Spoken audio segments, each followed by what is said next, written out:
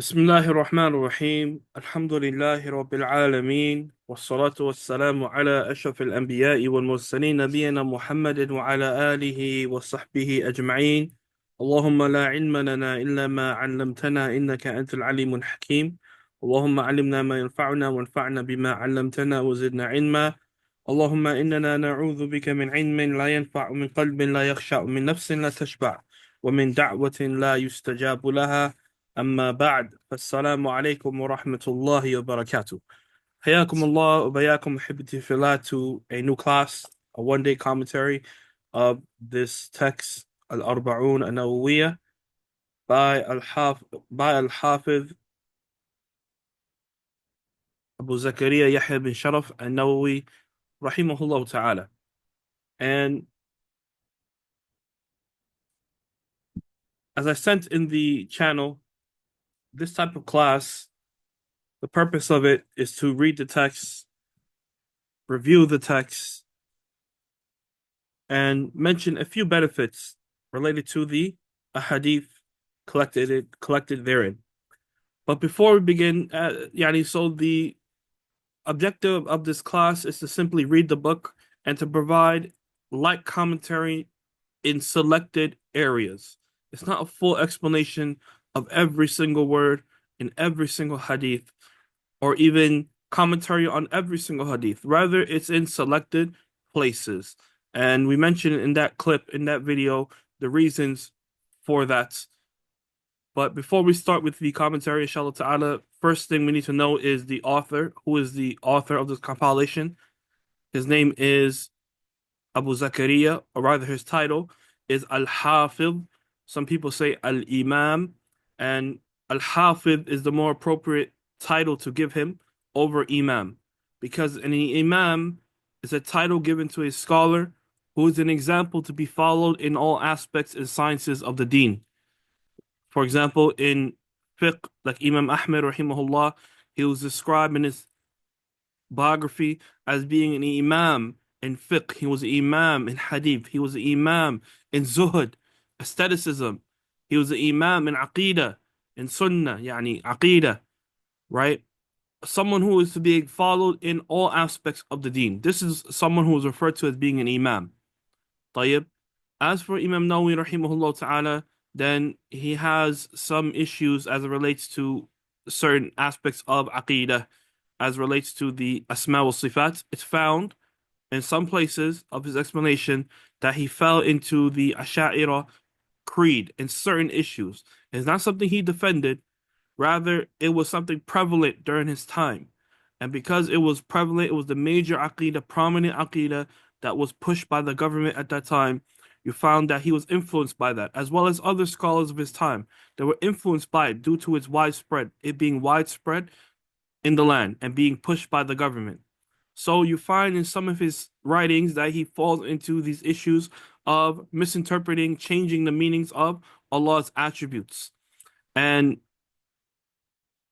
him being a great scholar, he is forgiven for that. And his faults is overlooked due to these tiny minor mistakes. Also, is because he was not someone who defended that aqidah. He's not someone who wrote treaties defending that position. Rather, it was something it was written. And there's a difference between a caller to innovation and a follower of innovation. And they're not treated the same. So for that reason, he is not referred to as an imam for these mistakes in aqidah. Yet we still seek Allah subhanahu wa ta'ala's forgiveness for him, and we still benefit from him. But instead, he is called Al-Hafiz. Al-Hafiz, yani because of his status in Islamic sciences, like in hadith, and also in fiqh. So his title is Al-Hafiz. Muhyiddin, this is a title given to him, another title given to him. Abu Zakaria, this is his kunya. Yahya bin Sharaf, this is his name and name of his father. And then he's referred to as being An-Nawawi. And it's also pronounced as An-Nawawi. Both of them are correct. Ad-Dimashqi, meaning that he's from Damascus, Syria, modern-day Syria. Ash-Shafi'i, and he was a scholar in the Shafi'i madhab. This was his origin as it relates to his fiqh. And he died in the year 676 years after Hijrah.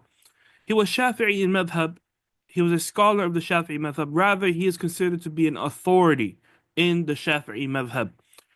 If So much so that if his views, his statements, as well as the statements of another Shafi'i scholar known as Ar-Rafi'i, if their statements coincide, then that statement is considered to be the relied upon position of the madhab of the madhab among the Shafi'ites or Shafi'iyya.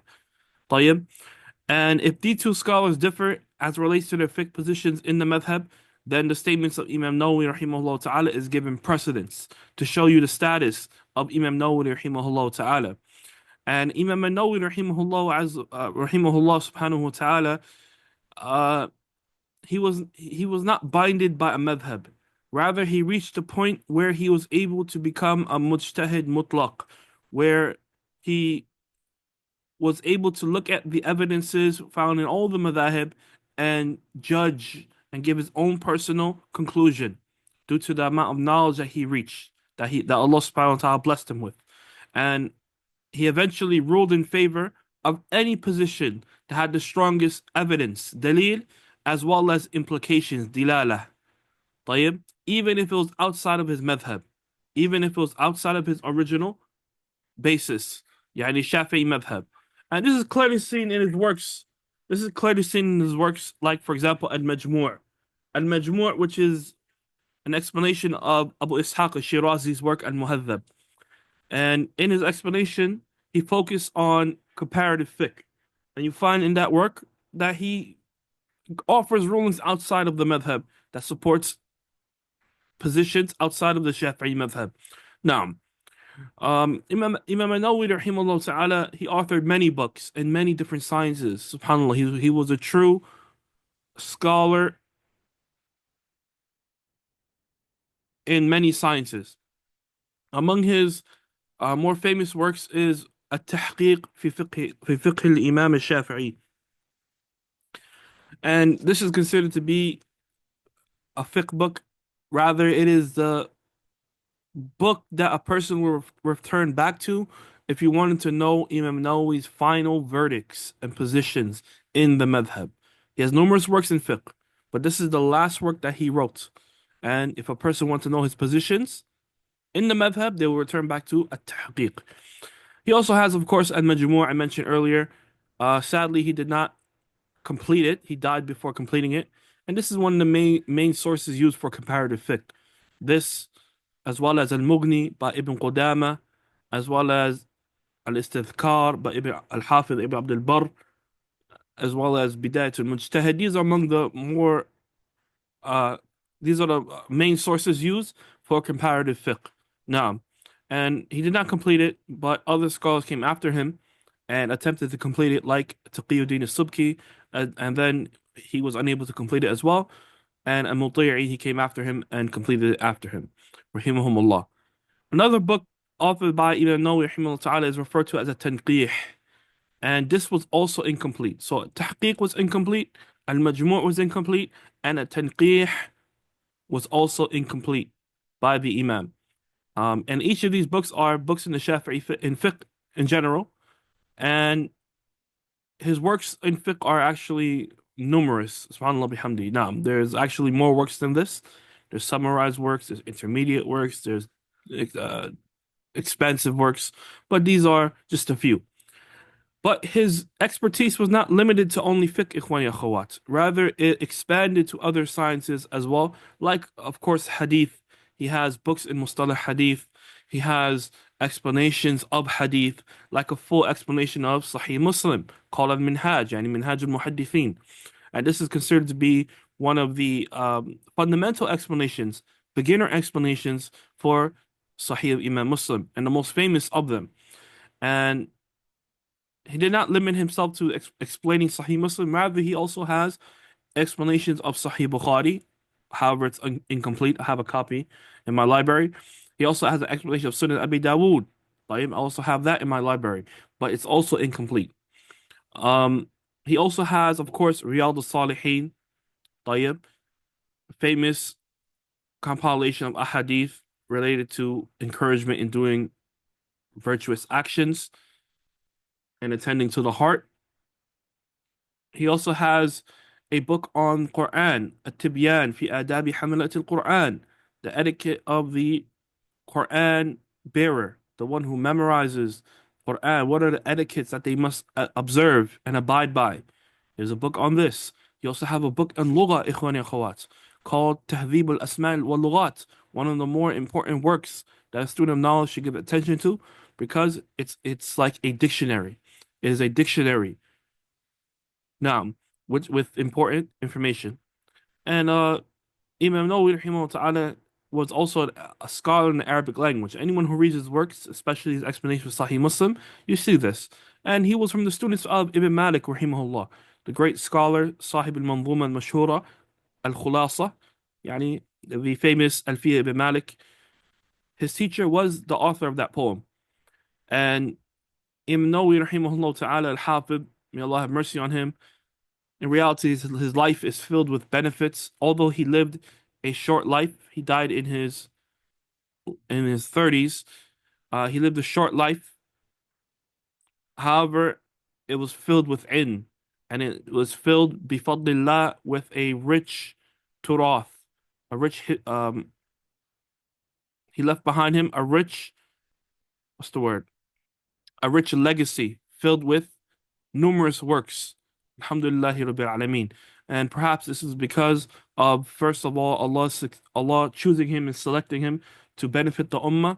And secondly, his sincerity to Allah, his desire to benefit himself as well as others, sincerely for the sake of Allah.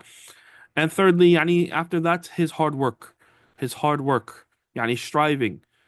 Even our Shaykh Muhammad Bazmul, Hafidhullah Ta'ala, the Mufti of Mecca, may Allah preserve him, when he explained to us this text at Jami' Qura at a university, he said to us, one of the reasons why Allah subhanahu wa ta'ala, perhaps one of the reasons why Allah Azza wa Jalla selected him after him, Allah Azza wa Jalla choosing to select him, and then after his sincerity was his hard work, his effort, and his astuteness in learning.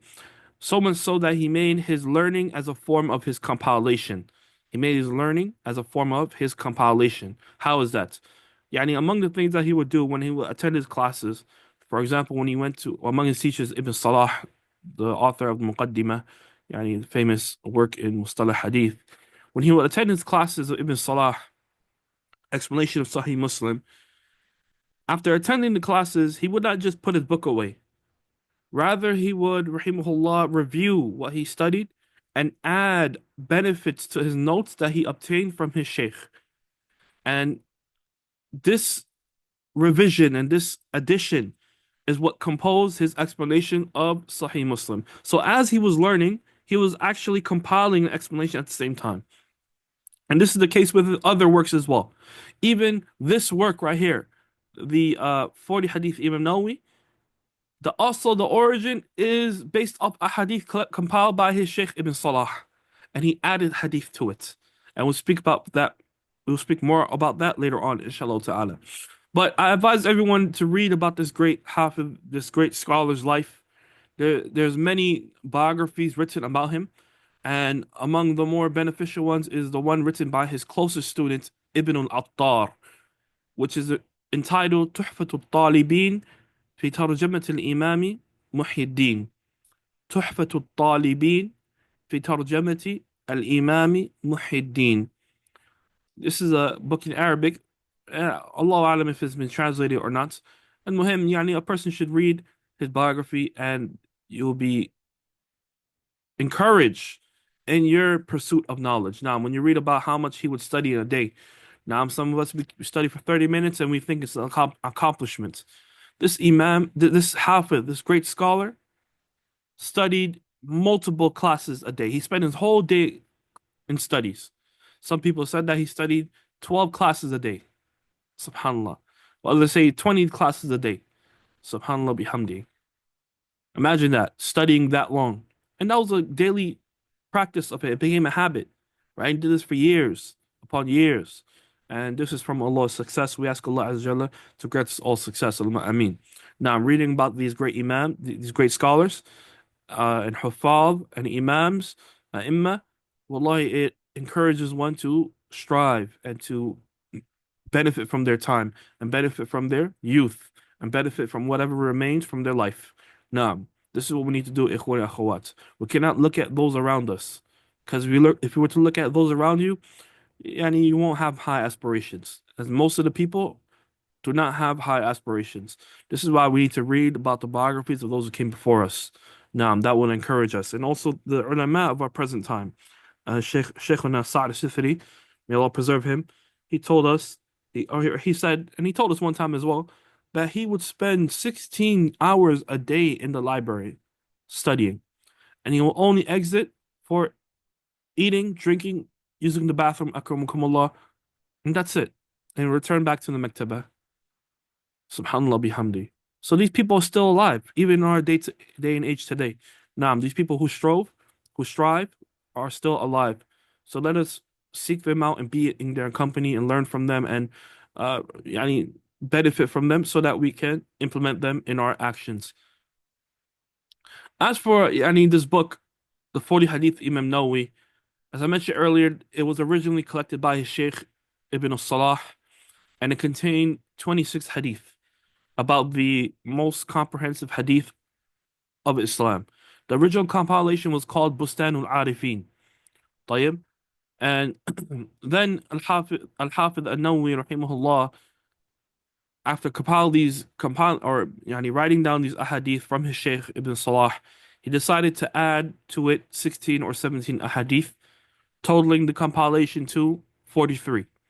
And I'll mention the reason why we say 43 instead of 42, as is more famously known as 42. Inshallah ta'ala, I'll mention when we come across the hadith, why is it 43? And he called this total compilation Al-Arba'una fi Mabani al-Islam wa Qawa'id al-Ahkam. طيب. The actual name of the compilation is Al-Arba'una fi Mabani al-Islam wa Qawa'id al-Ahkam. The 40 hadith regarding the Mabani al-Islam, the foundations of Islam, wa Qawa'id al-Ahkam, and ruling and principles of fiqh rulings in the deen. Fiqh rulings as well as aqidah rulings. طيب. So this hadith is referred to as being 40 hadith Imam Nawawi. That's the short name for it. Just like Sahih Bukhari has a longer name, but we refer to it as Sahih Bukhari. طيب. The reason why it's referred to 40, it's referred to as 40 as opposed to 42 or 43 is because the Arabs like to round either up or down. So in this case, he rounded down. Al-Hafidh An-Nawawi rahimahullah ta'ala, he even provided a brief commentary for this compilation. Okay, it's not found in many nusakh. Okay, however, he did write a commentary for this compilation, but his commentary is not like an explanation. What he did was clarify some of the meanings of uncertain words, the gharib al-hadith. If there's a word that's unclear, that's what's referred to as being gharib al-hadith. He wrote the meaning of it. And also he mentions some benefits related to narrators. And you find his commentary at the end of certain nusakh, certain compilation, original manuscripts. طيب. And Shaykhuna Salih al-Usaymi, hafidhullah ta'ala, he encouraged us to give attention to his commentary because it has beneficial linguistical benefits and benefits related to narrators as well. But what we study normally is just the text without the commentary. طيب, this is what's usually studied. After An-Nawawi rahimahullah ta'ala, there came another scholar, great scholar, Al-Hafidh Al-Imam Ibn Rajab Al-Hanbali rahimahullah ta'ala, the great scholar and student of Shaykh al-Islam Ibn Taymiyyah rahimahullah. He added more hadith to this compilation, totaling 50 hadith. 50 hadith. And then he explained all 50 or 51 in his famous explanation known as Jami' al-Ulum wal-Hikam. And this is considered to be the fundamental explanation for this compilation. This is the fundamental explanation for the 40 Hadith Imam Nawawi.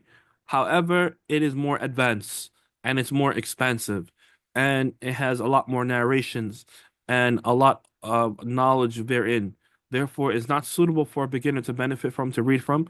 Rather, it should be read by a student who is in the intermediate level, working on to becoming advanced. طيب. And this book, subhanAllah, is even is taught at our university, Jama Umm al-Qura University, in the section of Kitab al-Sunnah in 2 semesters.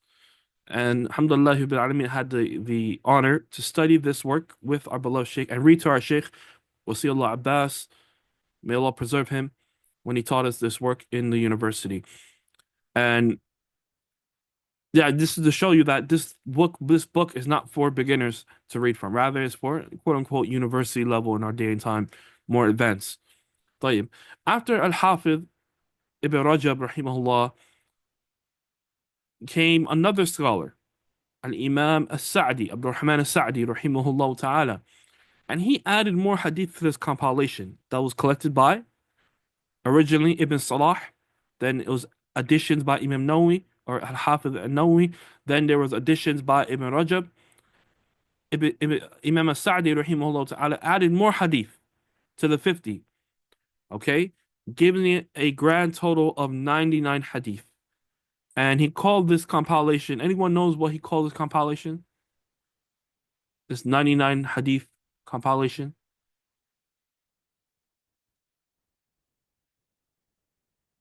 نعم أحسنت محمد رزا. نعم, he called it جوامع الأخبار. طيب.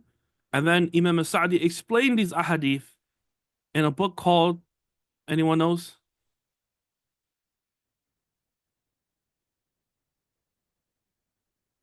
بهجة قلوب الأبرار وقرة عيون الأخبار. نعم أحسنت هارون. نعم. And he explained it in that explanation. طيب. So this is the give you a tasalsul of how this work was originally collected by Ibn Salah, how it was serviced and it was added to.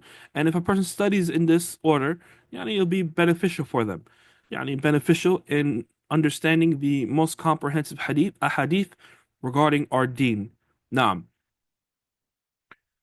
As for the explanation of this work, then there are countless ikhwan and akhwat. This is the work that has probably, and Allah knows best, has been explained the most in Islam. Naam. Because there's no scholar, after he authored this work, there's no scholar or even serious student of knowledge or imam or teacher except that they have studied this work and taught it to others, whether it be in written form or in audio. طيب. So there's countless explanations. There are countless explanations for this work. But from the more important ones, the one I mentioned earlier, regarding Jami' Ulum al-Hikam by Al-Hafiz Ibn Rajab Al-Hanbali rahimahullah. And another beneficial one was by his students, yani the student Imam Nawawi, the great scholar Al-Attar, yani Ali ibn Dawood ibn Attar, who died 723 years after Hijrah. He was the closest student of Imam Nawawi. He was someone who stood close to Imam Nawawi, who learned from him, and he was even referred to as being Mukhtasirun Nawawi, the summarizer of Nawawi, and he was also called a Nawawi as-Saghir, the small Nawawi, due to his long period of studying and being with Imam Nawawi or Al-Hafiz Nawawi rahimahumullah. طيب. He has an explanation of this work as well. And there are many other works, like I said, countless other works, especially in our times today. Among the more contemporary works that I advise people to benefit from and to read is by Shaykhuna Abdul Muhsin Al-Abbad, the great muhaddith of Al-Madinah. May Allah preserve him and elongate his life upon the Sunnah of Prophet Muhammad sallallahu alaihi wasallam.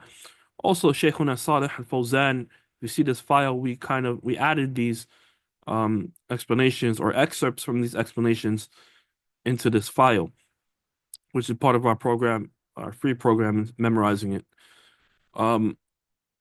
Also, of course, Ibn Uthaymin rahimahullah, may Allah have mercy on him. These three explanations are beneficial, extremely beneficial as it relates to the contemporary ulama. As it relates to the method of studying hadith, ikhwan akhawat, then the scholars have advised Shaykhuna Salih al-Usaymi, as well as others, that you study hadith in this order. First, you begin with hadith, yani 40 hadith Imam Nawawi, or Al-Hafiz al-Nawawi, rahimahullah. And then you move on to Umdatul Ahkam, and then Bulugh al-Maram, and then Riyadh al-Salihin. And then from there, yani in terms of memorizing, you have to memorize these texts, study their meanings, understand their meanings, okay? Um, recall their issues, study their explanations, etc. Then from there, once you have mastered those four books, as well as at the same time learning Mustalah Hadith, which is Hadith terminology, as well as its branches, okay? يعني علم الرجال, Jarh wa Ta'deel, these subsidiary sciences within Mustalah Hadith. You then move on to the study of the six books of Hadith. طيب, Bukhari, Muslim, An-Nasa'i, Sunnah Abi Dawud, Jami' Tirmidhi, Sunnah Ibn Majah. Scholars differ as to which one you begin with. And what's most correct is that you start with the one your teacher is teaching. All right, if your teacher is in the middle of Sahih Muslim, then you start with Muslim, because that's what's available. طيب. Now, this is an important point I want to highlight, especially for our brothers here who are in Medina University. You study what your sheikh is teaching. That is the asl, the origin, that you study whatever your sheikh is teaching. طيب. Even if you come in the middle of the book, this is better. And when you go home, you try to catch up. You catch up at home, but you attend those classes, whatever are currently ongoing. Now, the four books again is 40 Hadith Nawawi, Umdatul Ahkam, Al-Hafiz, Abdul Ghani ibn Abdul Wahid al-Maqdisi, rahimahullah, Bulugh al-Maram, Al-Hafiz, Ibn Hajar, Al-Asqalani, rahimahullah, and then Riyadh al-Salihin by Nawawi. Then you move on to the six books of Hadith. Preferably, you start with the Sahih of Imam Muslim. Imam Muslim is given precedence over the Sahih of Imam Bukhari due to its organization. Now,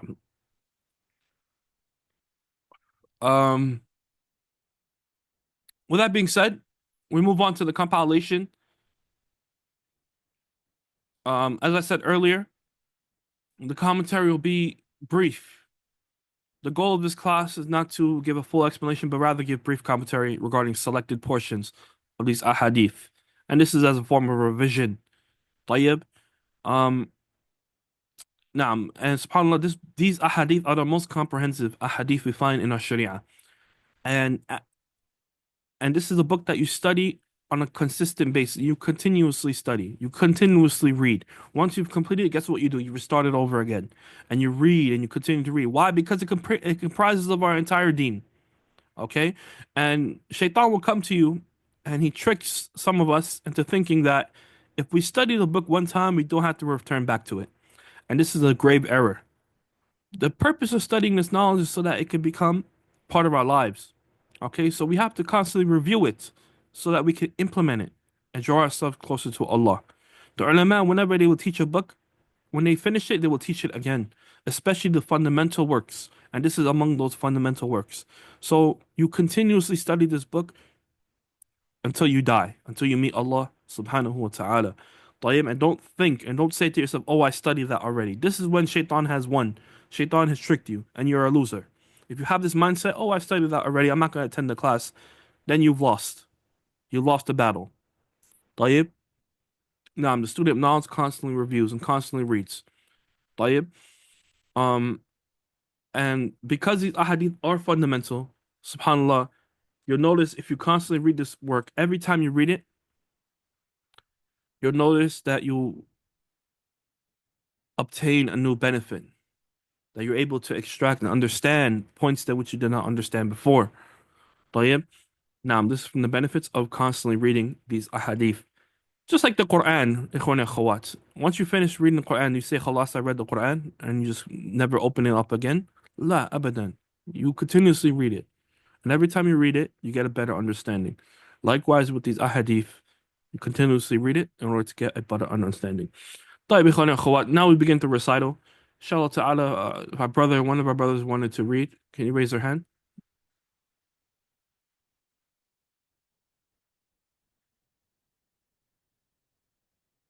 نعم تفضل أخي.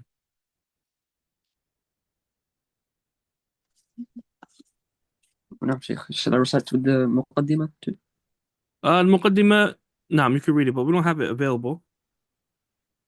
Go ahead, you can read it, inshallah. Actually, no, let's skip it. Let's skip it, inshallah, because of time. Let's read the hadith. Okay, إن شاء الله نبدأ بس. الحمد لله رب العالمين، والصلاة والسلام على نبينا محمد وعلى آله وصحبه أجمعين. اللهم اغفر لنا ولشيخنا ولمشايخ وللمسلمين أجمعين الأحياء منهم الميتين. بأسانيدكم حفظكم الله تعالى المؤلف يحيى ابن شرف النووي الشافعي رحمه الله تعالى في كتابه الأربعون في مباني الإسلام وقواعد الأحكام. الأربعون النووية. قال: بسم الله الرحمن الرحيم. الحديث الأول: عن أمير المؤمنين أبي حفص عمر بن الخطاب رضي الله عنه قال: سمعت رسول الله صلى الله عليه وسلم يقول: إنما الأعمال بالنيات وإنما لكل امرئ ما نوى، فمن كانت هجرته إلى الله ورسوله فهجرته إلى الله ورسوله، ومن كانت هجرته لدنيا يصيبها أو امرأة ينكحها فهجرته إلى ما هاجر إليه. رواه إمام المحدثين أبو عبد الله محمد بن إسماعيل بن إبراهيم ابن المغيرة بن بردزبة البخاري، وأبو الحسين مسلم بن الحجاج بن مسلم القشيري نيسابوري في صحيحيهما اللذين هما أصح الكتب المصنفة. Now, from the beneficial method of compilation practiced by Ibn Nawawi rahimahullah, and you find this in this work as well as Riyadh al-Salihin, that whenever he would mention a Sahabi for the first time, that he will mention a title if there's found a title about him, and he will also, or her, and he will also mention a kunya, yani the Abu so and so. طيب, so that you have a background regarding the Sahabi as it relates to at least the name and their status in Islam. And also, he will mention the name of the Sahabi as well as the father, okay, at the very least. Some of them, sometimes he increases and mentions the grandfather if they are famous or famously known by them. Um, but then when he mentions the Sahabi again later on in the compilation, all he will do is give a shorthand notation by mentioning an Umara, for example, and you would understand who is being referred back to. And he does this in this compilation as well as Riyadh al-Salihin. طيب, this is a tremendous hadith which has many different rulings that could be derived from it. In reality, each of these ahadith can take up a whole series. Each of them deserve their own series in explaining in order to get a full understanding. But we also have a full lecture highlighting some benefits from the hadith, which is available on our YouTube, and we have a full explanation of these ahadith, full course for those who are interested. But among the more important things that this hadith highlights is a principle known as al-umuru bi maqasidiha. This is a fundamental principle in our deen. It's among the five major principles in our deen, and it states al-umuru bi maqasidiha, that actions are by their intentions. Okay, every affair is judged based off of their intentions. The results of your statements, the results of your actions depends on the intention. طيب, and the rulings related to the statements and the rulings related to the actions are based off of the intentions. For example, to make ghusl, all you need for ghusl is the intention and for your entire body for water to touch and to run throughout your whole entire body. طيب, these are the two aspects that must be fulfilled in order for ghusl, Islamic ghusl, Islamic bathing, to be valid. طيب, so if a person were to jump in the ocean for fun, while another person jumped in the ocean with the intention of making ghusl, then simply because of the intention, the second person is in a state of ghusl, is in a state of tahara. طيب, while the first person, because he did not have the intention, although he did the same action of jumping into the pool or jumping into the ocean, he does not have the ghusl. And this shows the importance of the intention and how it can affect deeds. Now, also this hadith also points to another important principle, that النية شرط لسائر العمل بها الصلاح والفساد للعمل. طيب, that the niyyah is a condition for all actions, And the niyyah, the intention, also determines the validity as well as the fasad, yani the invalidity of deeds. Your intention determine whether action is valid or not. طيب. Another thing I want to highlight regarding this hadith is the hijrah. Hijrah, ikhwan and akhawat, traces back to the meaning of tark, leaving behind, abandoning. And what's intended here is leaving behind one's place of residence in order to practice the deen. In this hadith, the Prophet, we see here a beautiful method of teaching. The prophetic method of teaching is that after the Prophet of Allah made the statement, إِنَّمَا الْأَعْمَالُ بِالنِّيَّاتِ وَإِنَّمَا لِكُلِّ امْرِئٍ مَا نَوَى, he gave an example of this principle. And this is something that we should practice, ikhwan and akhwat, especially with our children and those under our care and our family members and our friends, that whenever you explain something, you mention something regarding the Sharia, that you give them a tangible example so as to taqrib al-ma'ani, make the meanings clearer, okay, and understandable, something relatable, so that they can understand the concept and know how to implement it in their lives. The Prophet of Allah gave an example of his statements as it relates to hijrah, and that whoever migrates for the sake of Allah and His Messenger, then his hijrah is for Allah and His Messenger. طيب? And this shows the importance of the intention. But if you migrate for another intention, for another purpose, although you're doing the same action of migrating, then your reward will be for that thing. It will not be for Allah and His Messenger. And this shows the importance of the intention, ikhwan and akhawat. Here, the Messenger of Allah sallallahu he mentioned dunya, or marrying a woman. And he did not repeat those words. Unlike when he said, ila Allahi wa rasuli, he repeated Allah and Rasul, صح? But for dunya and imra'a, he did not repeat it. And he did not repeat it so as to show that they're not something virtuous to seek. It's not something that is desirable to chase after, to move for, to migrate for. Rather, what is honorable to migrate for is Allah and His Messenger. That's the reason why these two are mentioned two times, as opposed to dunya and imra'a, which is only mentioned once. Naam. So it's omitted for that purpose, to denote that meaning. Now, why was woman mentioned along with dunya? He could have mentioned any other thing, right? For example, wealth, or maybe what else? Property, or any other thing in the dunya. But the Messenger of Allah singled out dunya and women.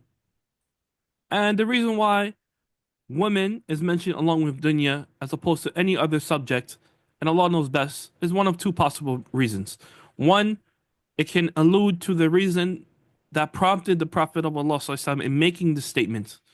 All right, this statement was made, as mentioned by some of the ulama, due to an incident that occurred. And this is what's known as sababu wurud al-hadith. Just as you have in the Quran, sababu nuzul al-ayah, okay, sabab nuzul, there's a reason why an ayah is revealed. Likewise, you have hadith, there's reasons why the Prophet Muhammad made certain statements. There's things that prompted him to say certain things as a response to those events. Some ulama say that the reason why the Prophet of Allah said, إِنَّمَا الْأَعْمَالُ بِالنِّيَّاتِ, and again he gave this example, is because there was a man who wanted to migrate for the purpose of marrying a woman named Qais. Okay? So according to this view, the Prophet of Allah highlighted women so as to warn that person, to remind that person to migrate for the sake of Allah. However, this reason lacks authentic verification, as mentioned by Ibn Rajab al-Hanbali rahimahullah in his explanation. طيب. Another reason, or another possible reason why women are mentioned alongside with dunya in this hadith, is because to highlight their severity, yani to be extra careful as it relates to women, because of their strong influence on one's intentions. Now, women have a tremendous impact on a man's intentions and what they do. And we're all familiar with this. We see this today. How women can lead to people killing one another. Literally killing one another. Subhanallah bihamdi. May Allah protect us all. Naam. It makes women can drive a person mad. Crazy. Enter the asylum. May Allah protect us all. Naam. So women have a tremendous impact and influence on a man.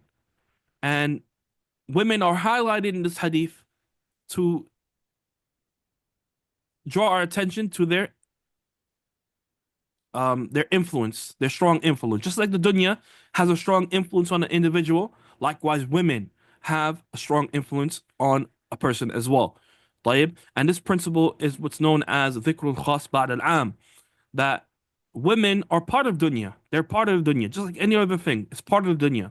But they're singled out, okay, over all other things in dunya to highlight their importance, okay, to be careful of this topic. Naam. And this principle, ذكر الخاص بعد العام, this is when you introduce a topic and then you emphasize a specific element within that topic in order to highlight its significance or its seriousness. طيب? Naam. And we find that this is done throughout the text as well. Like for example, the Prophet of Allah ﷺ, he said in another hadith, فَاتَّقُوا الدُّنْيَا وَاتَّقُوا النِّسَاءَ فَإِنَّ أَوَّلَ فِتْنَةِ بَنِي إِسْرَائِيلَ كَانَتْ فِي النِّسَاءِ. To have taqwa of the dunya, protect yourself against the dunya, and protect yourself against women. Look how dunya is mentioned first, and then he highlights women from the dunya. For certainly the first fitna of Bani Israel was related to women. طيب?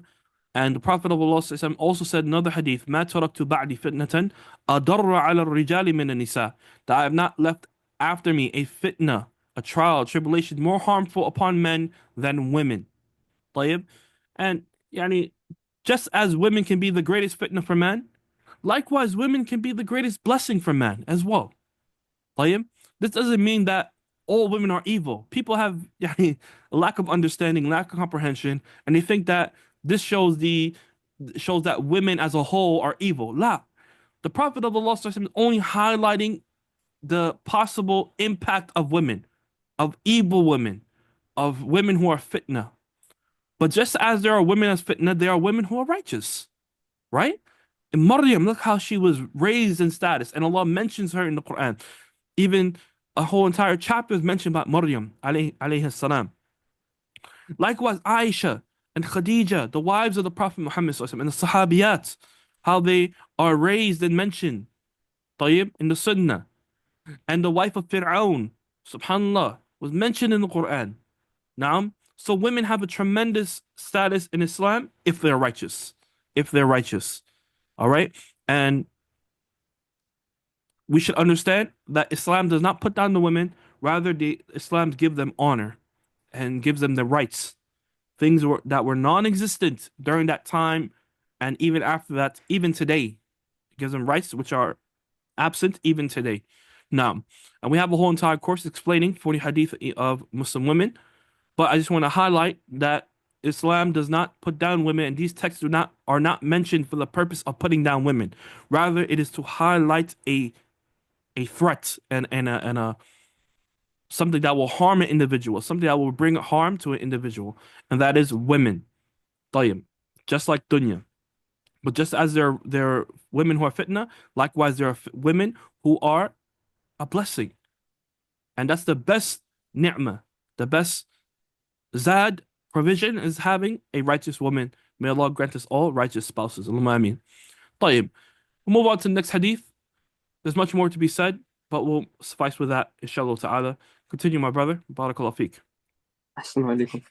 الحديث الثاني عن عمر رضي الله عنه أيضا قال: بينما نحن عند رسول الله صلى الله عليه وسلم ذات يوم إذ طلع علينا الرجل شديد بياض الثياب شديد سواد الشعر لا يرى عليه أثر السفر ولا يعرفه منا أحد حتى جلس إلى النبي صلى الله عليه وسلم فأسند ركبتيه إلى ركبتيه ووضع كفيه على فخذيه وقال: يا محمد أخبرني عن الإسلام.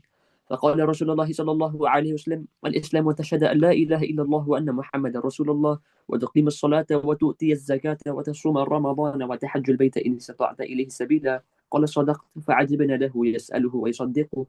قال: فأخبرني عن الإيمان. قال: أن تؤمن بالله وملائكته وكتبه ورسوله واليوم الآخر وتؤمن بالقدر خيره وشره. قال: صدقت. قال: فأخبرني عن الإحسان. قال: أن تعبد الله كأنك تراه، وإن لم تكن تراه فإنه يراك. قال: فأخبرني عن الساعة. قال: فأخبرني عن الساعة. قال: ما المسؤول عنها بأعلم من السائل. قال: فأخبرني عن أماراتها. قال: أن تلد الأمة ربتها، وأن ترى الحفاة العراة العالة رعاء الشاء يتطاولون في البنيان. قال: ثم انطلق فلبثت مليا، ثم قال لي: يا عمر، أتدري من السائل؟ قلت: الله ورسوله أعلم. قال: فإنه جبريل أتاكم يعلمكم دينكم. رواه مسلم. Now, the second hadith is a tremendous hadith of Islam.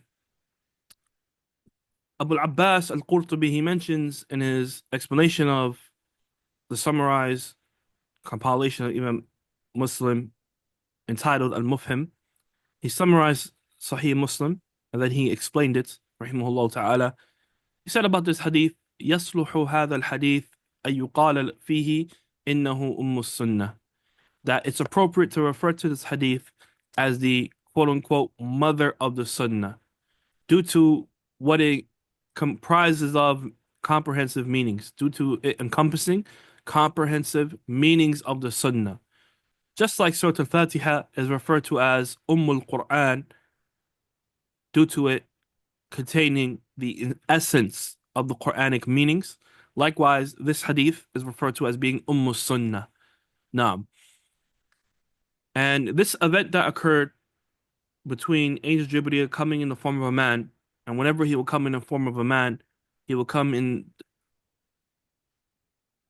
the shape or in the image of a Sahabi known as Dihya al-Kalbi, radiallahu anhu, who was known to be beautiful and was known also for beautiful clothing. He was beautiful in his appearance, physical characteristics, as well as his appearance, the way he dressed. Now, Jibreel will come in the form of this Sahabi, radiallahu anhu, resembling him. This event occurred towards the end of Prophet Muhammad sallallahu alaihi wasallam's life, and during that time, ikhwan akhawat, the Sahaba were prohibited from asking questions to the Prophet of Allah sallallahu alaihi wasallam, because there were some people who would abuse this, and we'll see later on a hadith. We'll speak about this more in detail, and they will ask questions that were not befitting. Some of them would ask questions, some of the ones who were not as knowledgeable, who were new to Islam, they would ask certain questions. Like a Sahabi asked, for example, who is my father? Questions which were of little benefit. So the Prophet of Allah sallallahu, he prohibited them from asking questions and to only take what he taught them. And this is from the etiquette of learning, ikhwan and akhawat, especially for new students. When you attend a lesson of a sheikh, you have to learn something called a samt, being quiet, okay, and taking what is being taught and mastering that. And only after some time, that's when you start asking questions. But you don't just start coming to the first lesson, you start spending 30 minutes asking questions. This is not from the etiquette of a talib al-ilm.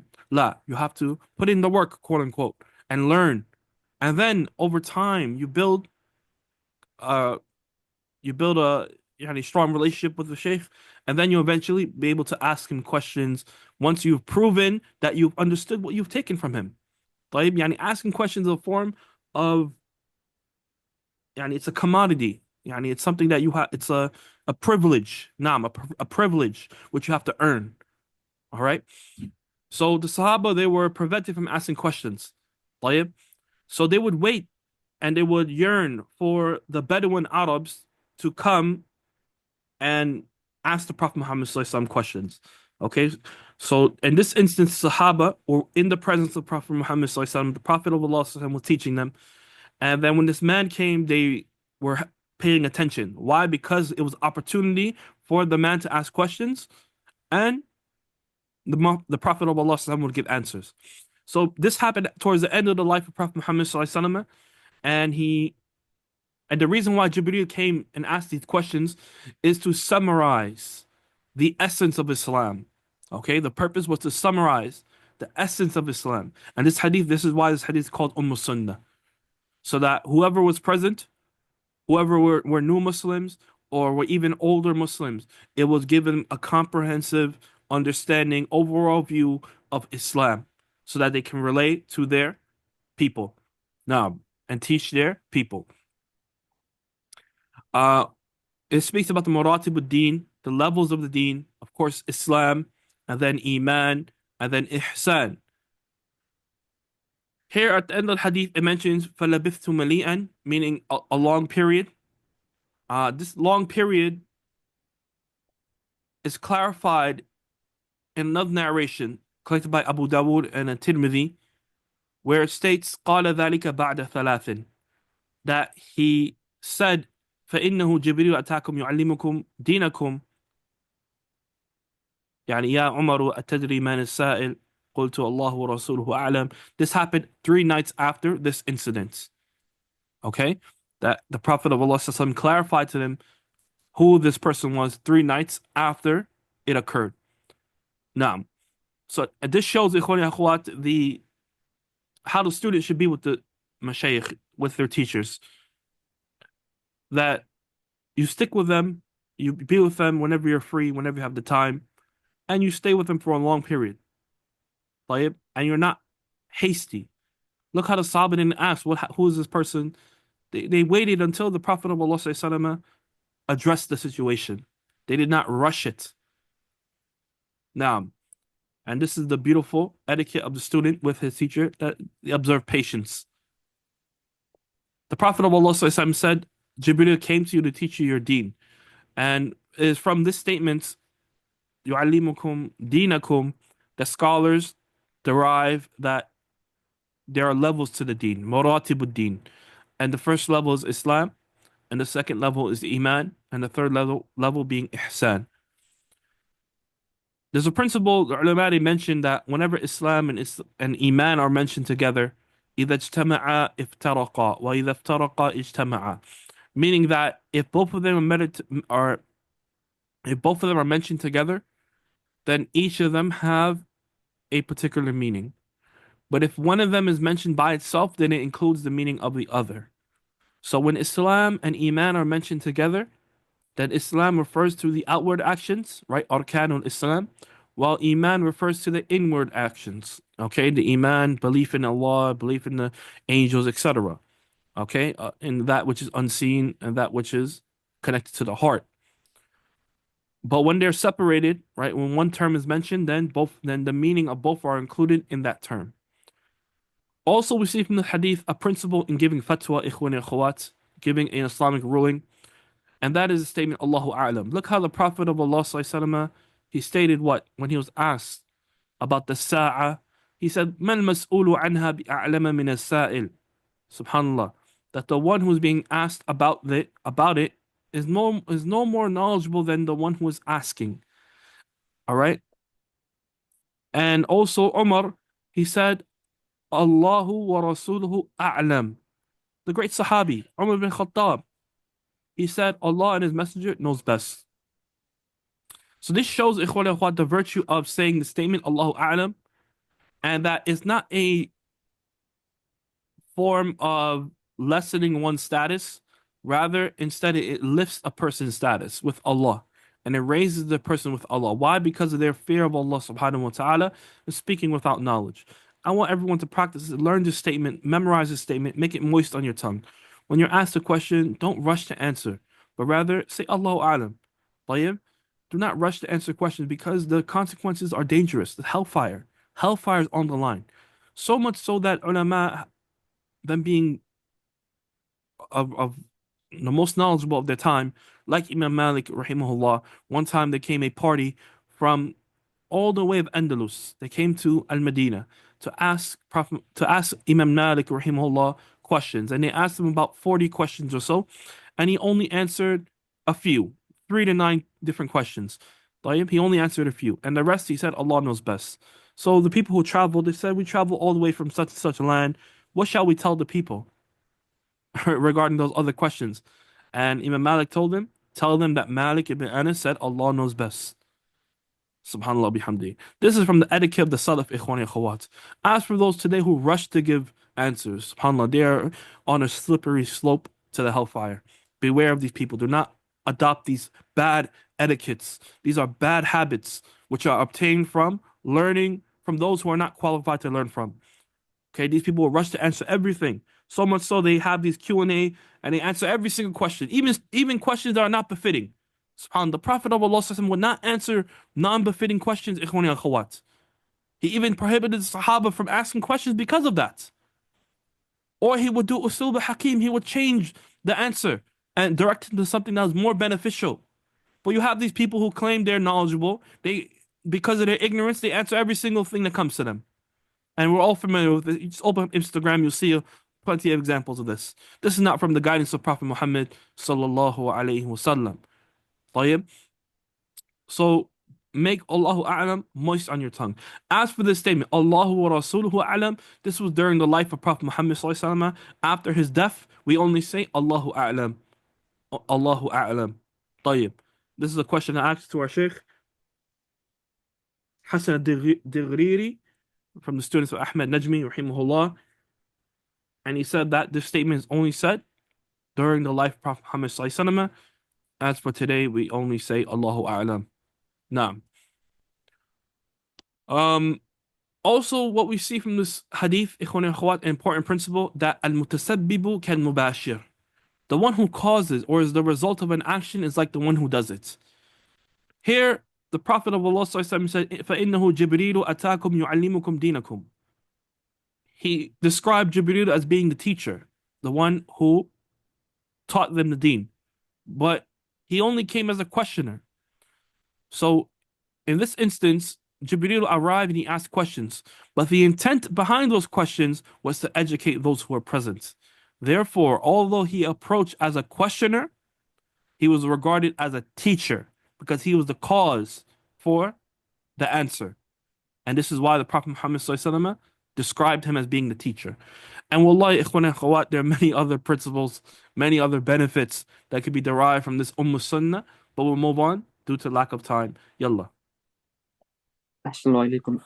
الحديث الثالث عن أبي عبد الرحمن عبد الله بن عمر بن الخطاب رضي الله عنه قال سمعت رسول الله صلى الله عليه وسلم يقول بني الإسلام على خمس شهادة أن لا إله إلا الله وأن شهادة أن لا إله إلا الله وأن محمدا عبده ورسوله وإقام الصلاة وإيتاء الزكاة وحج البيت وصوم رمضان رواه البخاري ومسلم.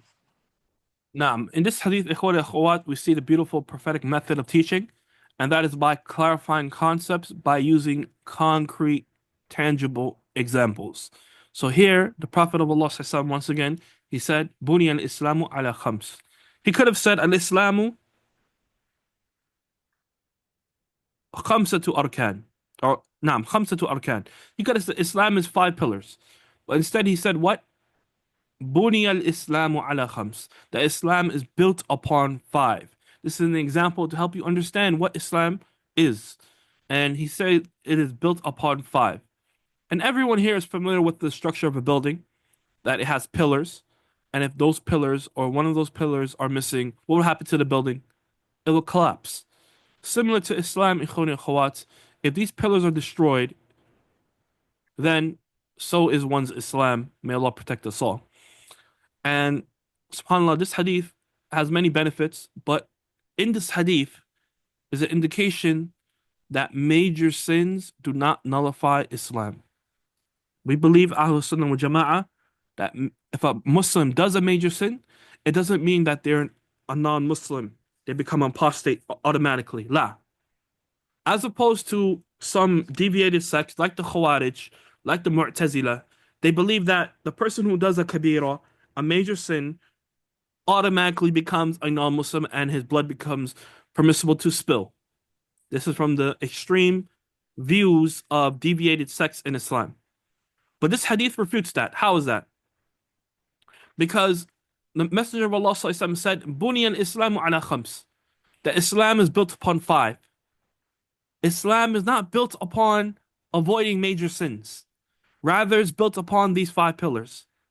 So if a person commits a major sin, yet still continues to uphold the pillars of the deen, the pillars of Islam, then their faith remains intact. They're still a Muslim, and they have not exited the fold of Islam. Everyone understand this? If you uphold these things mentioned, then the building is present. Islam is still present, and you do not exit Islam. Is that clear, ikhwan akhwat? Naam. So this is a rebuttal against those deviated sects, those extremists. طيب. Um, Also, we see from this hadith tremendous principle, and that is priorities. Giving priority in your da'wah, giving priority to your understanding of Islam should be first given to shahada. This is the first pillar. The shahada an la ilaha illallah wa anna Muhammadan abduhu rasuluhu. The tawheed of Allah. And both of these aspects are a form of tawheed, unlike what some ignorant thinks and spreads among the masses. May Allah guide him and us. Tawheed of Allah subhanahu wa ta'ala, Tawheed al-Mursil, unifying the oneness of Allah subhanahu wa ta'ala. And Tawheed al-Mursal, of the Messenger sallallahu alaihi wasallam, who was sent to teach the Tawheed of Allah. This deen is built upon the oneness of Allah. This is the whole purpose why we were created, ikhwan akhwat. Allah subhanahu wa ta'ala says what? وَمَا خَلَقْتُ الْجِنَّ وَالْإِنسَ إِلَّا لِيَعْبُدُونَ. I have not created mankind nor jinnkind except to worship me. And Ibn Abbas, he explained this ayah by saying, أي يوحدون, يعني single me out for worship alone. يوحدون meaning tawheed. This verb means tawheed. طيب? Same root letters. Construction. It means to single out Allah Azza wa Jalla alone for worship. So our deen is built upon the tawheed of Allah. And this is the essence. Anyone who does any act of worship and there's no tawheed, then that deed is rejected. Naam.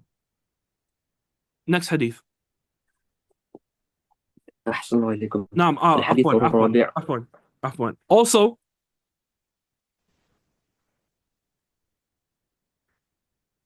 طيب تفضل. أحسن الله إليكم. الحديث الرابع عن عبد الرحمن عبد الله بن مسعود رضي الله عنه حدثنا رسول الله صلى الله عليه وسلم وهو الصادق المصدوق إن أحدكم يجمع خلقه في بطن أمتي 40 يوما ثم يكون علاقة مثل ذلك ثم يكون مضغة مثل ذلك ثم يرسل إليه الملك فينفخ فيه الروح ويؤمر بأربع كلمات بكتب رزقه وأجله وعمله وشقي أو سعيد فوالذي لا إله غيره إن أحدكم ليعمل بعمل أهل الجنة حتى ما يكون بينه وبينها إلا ذراع فيسبق عليه الكتاب فيعمل بعمل أهل النار فيدخلها وإن أحدكم ليعمل بعمل أهل النار حتى ما يكون بينه وبينها إلا ذراع فيسبق عليه الكتاب فيعمل بعمل أهل الجنة فيدخلها رواه البخاري ومسلم. Now, this hadith is a foundational hadith as it relates to the qadr of Allah subhanahu wa ta'ala among the pillars of Iman. And it speaks about the creation of mankind and the process of them developing the wombs of their mother. And this is from the affairs of the unseen during that time, and even some aspects today. And this shows the miraculousness of the Prophet Muhammad ﷺ, and that what he came with is only revelation. As these affairs were not known until fairly recently, due to discovery of what modern day sciences have found out. This hadith, it speaks about the unseen, it speaks about the qadr of Allah Azza wa Jalla and what happens to the destination of the servants, and also the results of an individual. What will happen to an individual towards the end of their life? And they will have what is written for them. In this hadith, it mentions a tremendous principle, and that is إِنَّمَا الْأَعْمَالُ بِالْخَوَاتِيمِ. The hadith of the Prophet of Allah when he said, actions are by their endings. Certainly, actions are only by their endings. SubhanAllah. And that's something in which we should all be fearful of, ikhwan and khawat. That you could live a whole entire life in obedience. And if Allah subhanahu wa ta'ala decrees, He can change the ending of your life and cause you to do the action of the people of hellfire and thus enter the hellfire. And this shows us that we should not be amazed by our good deeds. No matter how many good deeds that we have performed, no matter how many accomplishments we have achieved, we should never be amazed by our actions. Rather, we should be fearful and hope and pray that Allah accepts our deeds. There are many people out there, Allah musta'an, they're afflicted with al-ujub, yani self-amazement. They've accomplished such and such in their lives and they brag and boast about it. SubhanAllah. And as a result, they start to show off with it. And Allah subhanahu wa ta'ala gives them a bad ending. May Allah protect us all. So we should be fearful of this, ikhwani akhawat. And we should know that also, why does a person change towards the end of their life after performing good deeds? Of course, whenever you do a good deed, if it's sincerely for the sake of Allah, if it's upon the sunnah of the Messenger sallallahu alaihi wasallam, then bi'idhnillahi ta'ala, it is hope that will be accepted by Allah. And if you do righteous deeds with these intents, yani with these conditions, fulfilling these conditions, then it's something good. طيب, and you hope in the reward from Allah subhanahu wa ta'ala. طيب, then why does a person, when they do good deeds towards the end of their life, there's some of them who they change at the end of their life? The reason why they change, ikhwani akhwat, Allah is the most just. When they performed those good deeds, it was not sincere. They did it for the purpose of showing off. They did it for the purpose of impressing others. They did it for the purpose of wanting to be known as a worshiper or the most knowledgeable. طيب? So because they committed riyah, showing off in their righteous deeds, what seemed to be righteous in their actions, Allah subhanahu wa ta'ala exposes them, all right, and they did not rectify themselves. Allah exposes them towards the end of their life, and thus they enter the hellfire. Right? They did not do the deeds for the sake of Allah, so the deeds were not accepted, and they are exposed toward the end of their life, and as a result, they enter the hellfire. And this shows the importance of sincerity, ikhwan akhwat. Don't do actions to obtain the praise of others, to obtain the pleasure of others, right? Rather, strive for the sake of Allah only. وَرِضْوَانُ مِنَ اللَّهِ أَكْبَرُ. The pleasure of Allah is greatest, right? And the pleasure of the people, رِضَى النَّاسِ غَايَةٌ لَا تُدْرَكْ. It's a goal that can never be met. You can never please everyone. You can never obtain the pleasure of every single person out there. La. But the pleasure of Allah is what is obtainable, and it's greater. Now, so إِنَّمَا الْأَعْمَالُ بِالْخَوَاتِيمِ. We should be fearful of this. How can we ensure that we have a good ending? There are a few things that we can do, of course. First and foremost, making abundant dua. Making dua day and night. Asking Allah, Ya muqallib al-qulub thabbit qalbi ala dinik. This is a dua the Prophet of Allah ﷺ will recite often. SubhanAllah. And he was a messenger of Allah. Yet he was fearful for his heart. And he would say, O changer of hearts, make my heart firm upon your deen. And that's narration, Ya musarrif al-qulub, sarrif qalbi ala ta'atik. O changer of hearts, change my heart, make my heart directed towards your obedience. Naam. This is a dua you should memorize and recite often. So making abundant dua is among the ways that will help you in obtaining a good ending. May Allah grant us all a good ending. Also performing a lot of ta'at, acts of obedience. Okay, sincerely and upon the sunnah, with knowledge. If you do actions without knowledge, it's not going to benefit you. You have to learn how Prophet Muhammad ﷺ did actions, and it must be sincere. طيب? If you do these two things, bi'idhnillahi ta'ala, Allah will write for you a good ending. And always renew your intentions and always move on to a new good deed. When you perform a good deed, move on to another. Don't just stop and marvel at what you have done. Rather, continue with another. The Salaf, whenever they would finish Khatam al-Quran, reading the Quran, when they read the Surah An-Nas, the last chapter, and they made the dua, if they made the dua of finishing the Quran, they would start by reading the first page of Surah Al-Baqarah before putting down the mushaf, before ending their session with the Quran for that moment, so that they can continue upon khair, right? The Muslim continues upon good until they meet Allah Azza wa Jalla. As for the stingy one, as for the one who is fooled by their actions, then they perform good deeds, they marvel, they think about it day and night, and they don't achieve anything else. La. The mu'min continues upon khair. Naam, تفضل. السلام عليكم. الحديث الخامس عن أم المؤمنين أم عبد الله عائشة رضي الله عنها قالت قال رسول الله صلى الله عليه وسلم من أحدث في أمرنا هذا ما ليس منه فهو الرد رواه البخاري ومسلم. وفي الرواية لمسلم من عمل عملا ليس عليه أمرنا فهو الرد. Now, this is another fundamental hadith. All these hadith are fundamental. This hadith addresses our outward actions, a'mal al-zahira, whether they are valid or not. The first hadith, إِنَّمَا الْأَعْمَالُ بِالنِّيَّاتِ, dealt with the inner actions, while this hadith deals with the outward actions. And both of these hadith together comprises the conditions for an accepted deed. And that is al-ikhlas wal-mutaba'ah. Yani mutaba'a, meaning following the Prophet Muhammad sallallahu alayhi wasallam. If our deeds follow these two conditions, they're sincere and upon the sunnah, then our deeds will be accepted by Allah subhanahu wa ta'ala. In this hadith, the author collects two narrations. The first, man ahdatha, and the second saying, man amila. The first one, man ahdatha, refers to the one who introduces an innovation by either making it up himself or teaching it and spreading it to others, preaching it, encouraging its practice, defending its practice. طيب? The one who teaches others this innovative practice. This person, من أحدث في أمرنا هذا ما ليس منه فهو رد. يعني مردود. Then this action is rejected. The second hadith is a rebuttal against those who don't preach it, don't introduce it to others, don't spread it with their words, don't encourage others, don't even defend it, but they follow it. Okay? They follow it and they practice it in their own lives. If they do the innovation without defending it, right? They just attend the masjid for the innovative practice, then their actions also rejected. Man amila amalan laysa alayhi amruna fahuwa rad. So both of them, the innovator, the one who introduced it, as well as the follower, both of their actions are invalid. All right.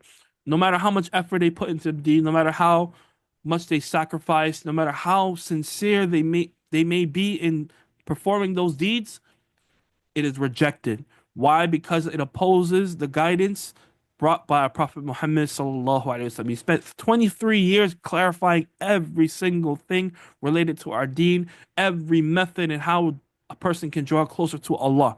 So for a person to bring another method, subhanAllah, this is disrespect. He sacrificed his life for 23 years. Sacrifice his time, explaining it with his words and his actions. Then a person comes and brings something else. This is disrespectful to our Prophet Muhammad sallallahu alaihi wasallam and his work. Naam. This is why it's rejected. And Allah did not send that person as a messenger. Rather, He sent Prophet Muhammad sallallahu alaihi wasallam as a messenger to clarify the revelation. Therefore, no one else has any right to tell us how to worship Allah except the messenger, Prophet Muhammad sallallahu alaihi wasallam. Now, and what shows the severity of innovations, ikhwan and akhwat, religious innovations, is that the Prophet of Allah sallallahu alaihi wasallam, during his lifetime when he was alive, there was no innovations, right? No one was able to perform innovations in the deen. And if they did something wrong, then the Prophet of Allah would correct them immediately. طيب?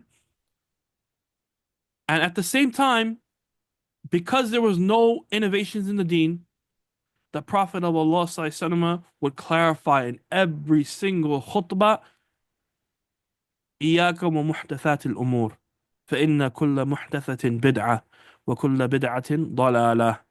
And the riwayah of Imam Nasa'i mentioned وكل ضلالة في النار ويعوذ بالله. He would warn against innovations, saying that every innovation is to beware of these innovations, and that every newly invented matter is an innovation. Every innovation is misguidance. And in narration collected by Imam Nasa'i, it mentions that every misguidance is in the fire. Now, so imagine this. This shows the importance that the Prophet of Allah ﷺ gave to this topic, although it did not happen. So what type of importance should we give to warning about innovations, right? You find some people, when you speak about innovation, they find something in their heart. They feel some type of way. SubhanAllah. Imagine how they would feel if they were during the time of Prophet Muhammad sallallahu alaihi wasallam, where this was a topic brought up in every gathering, every sermon. He would bring up this topic, warning his Sahaba. So why do we feel some type of way when we hear this topic? This is not from the guidance of Prophet Muhammad sallallahu alaihi wasallam. Rather, we should be aware of this topic and bring it to the forefront so as to protect our deen from turning into Christianity, right? What happened? Why Christianity? Why did they reach that level? Because of ignorance and not warning against innovations, rather doing the opposite, accepting it and implementing it into their religious affairs. So much so that what's practiced today is day and night compared to what the Prophet Isa alayhi salam taught his disciples. Now, طيب. Um,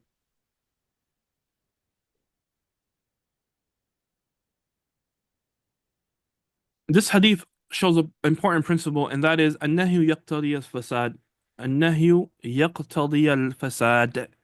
That prohibitions, whenever anything that's prohibited against, then it is invalid.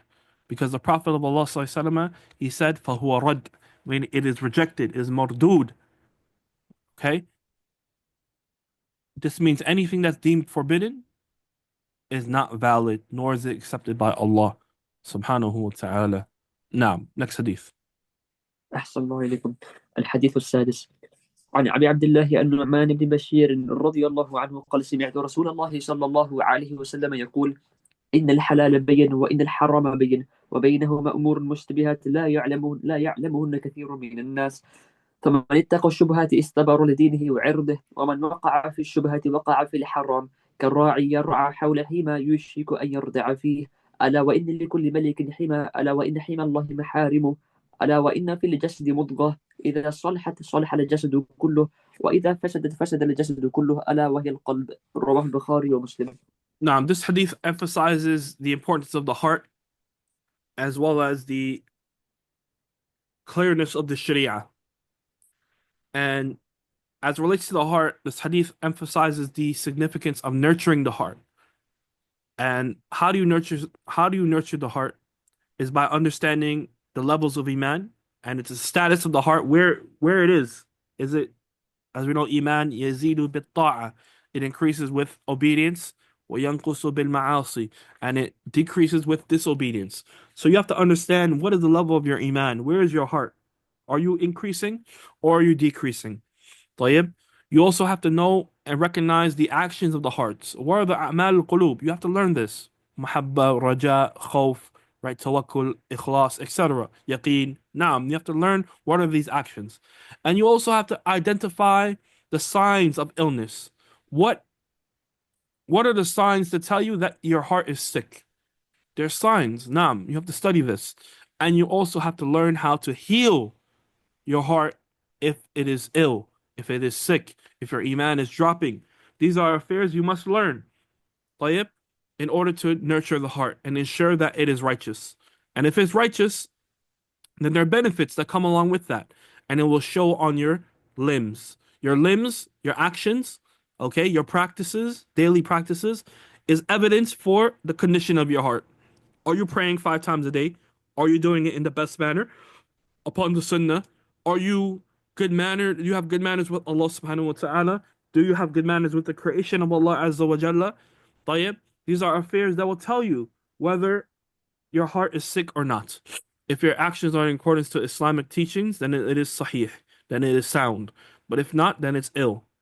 And the worst thing is the heart being dead. May Allah protect us all. برَّانَ عَلَى قُلُوبِهِمْ. There's a ran, covering, complete covering that surrounds the heart and covers the heart. So much so that when a reminder is given, it's not affected. There's some people, when they hear the reminder, they hear the Quran being recited, they hear Allah's name, it has no impact on them. But the believers, when Allah subhanahu wa ta'ala's name mentioned, wajilat qulubuhum, subhanallah bihamdi. When his ayat are recited and the name of Allah is mentioned, you find that their hearts start to tremble. This is when a person has a righteous heart and complete iman. May Allah grant us that and more. Ameen. Subhanallah. Think about yourself when you hear Allah's name. Does that change you? Does that affect you? Or is it like any other word? A'udhu billah. When you hear Allah, it should have an impact on your heart and change you and remind you. Naam, this is the highest level of iman. So this hadith once again shows the status of the heart and that the action of the limbs is evidence for the status of that heart. And this is also a rebuttal against those who say, "Oh, I'm a good person. Even though I don't pray, I'm still a good person."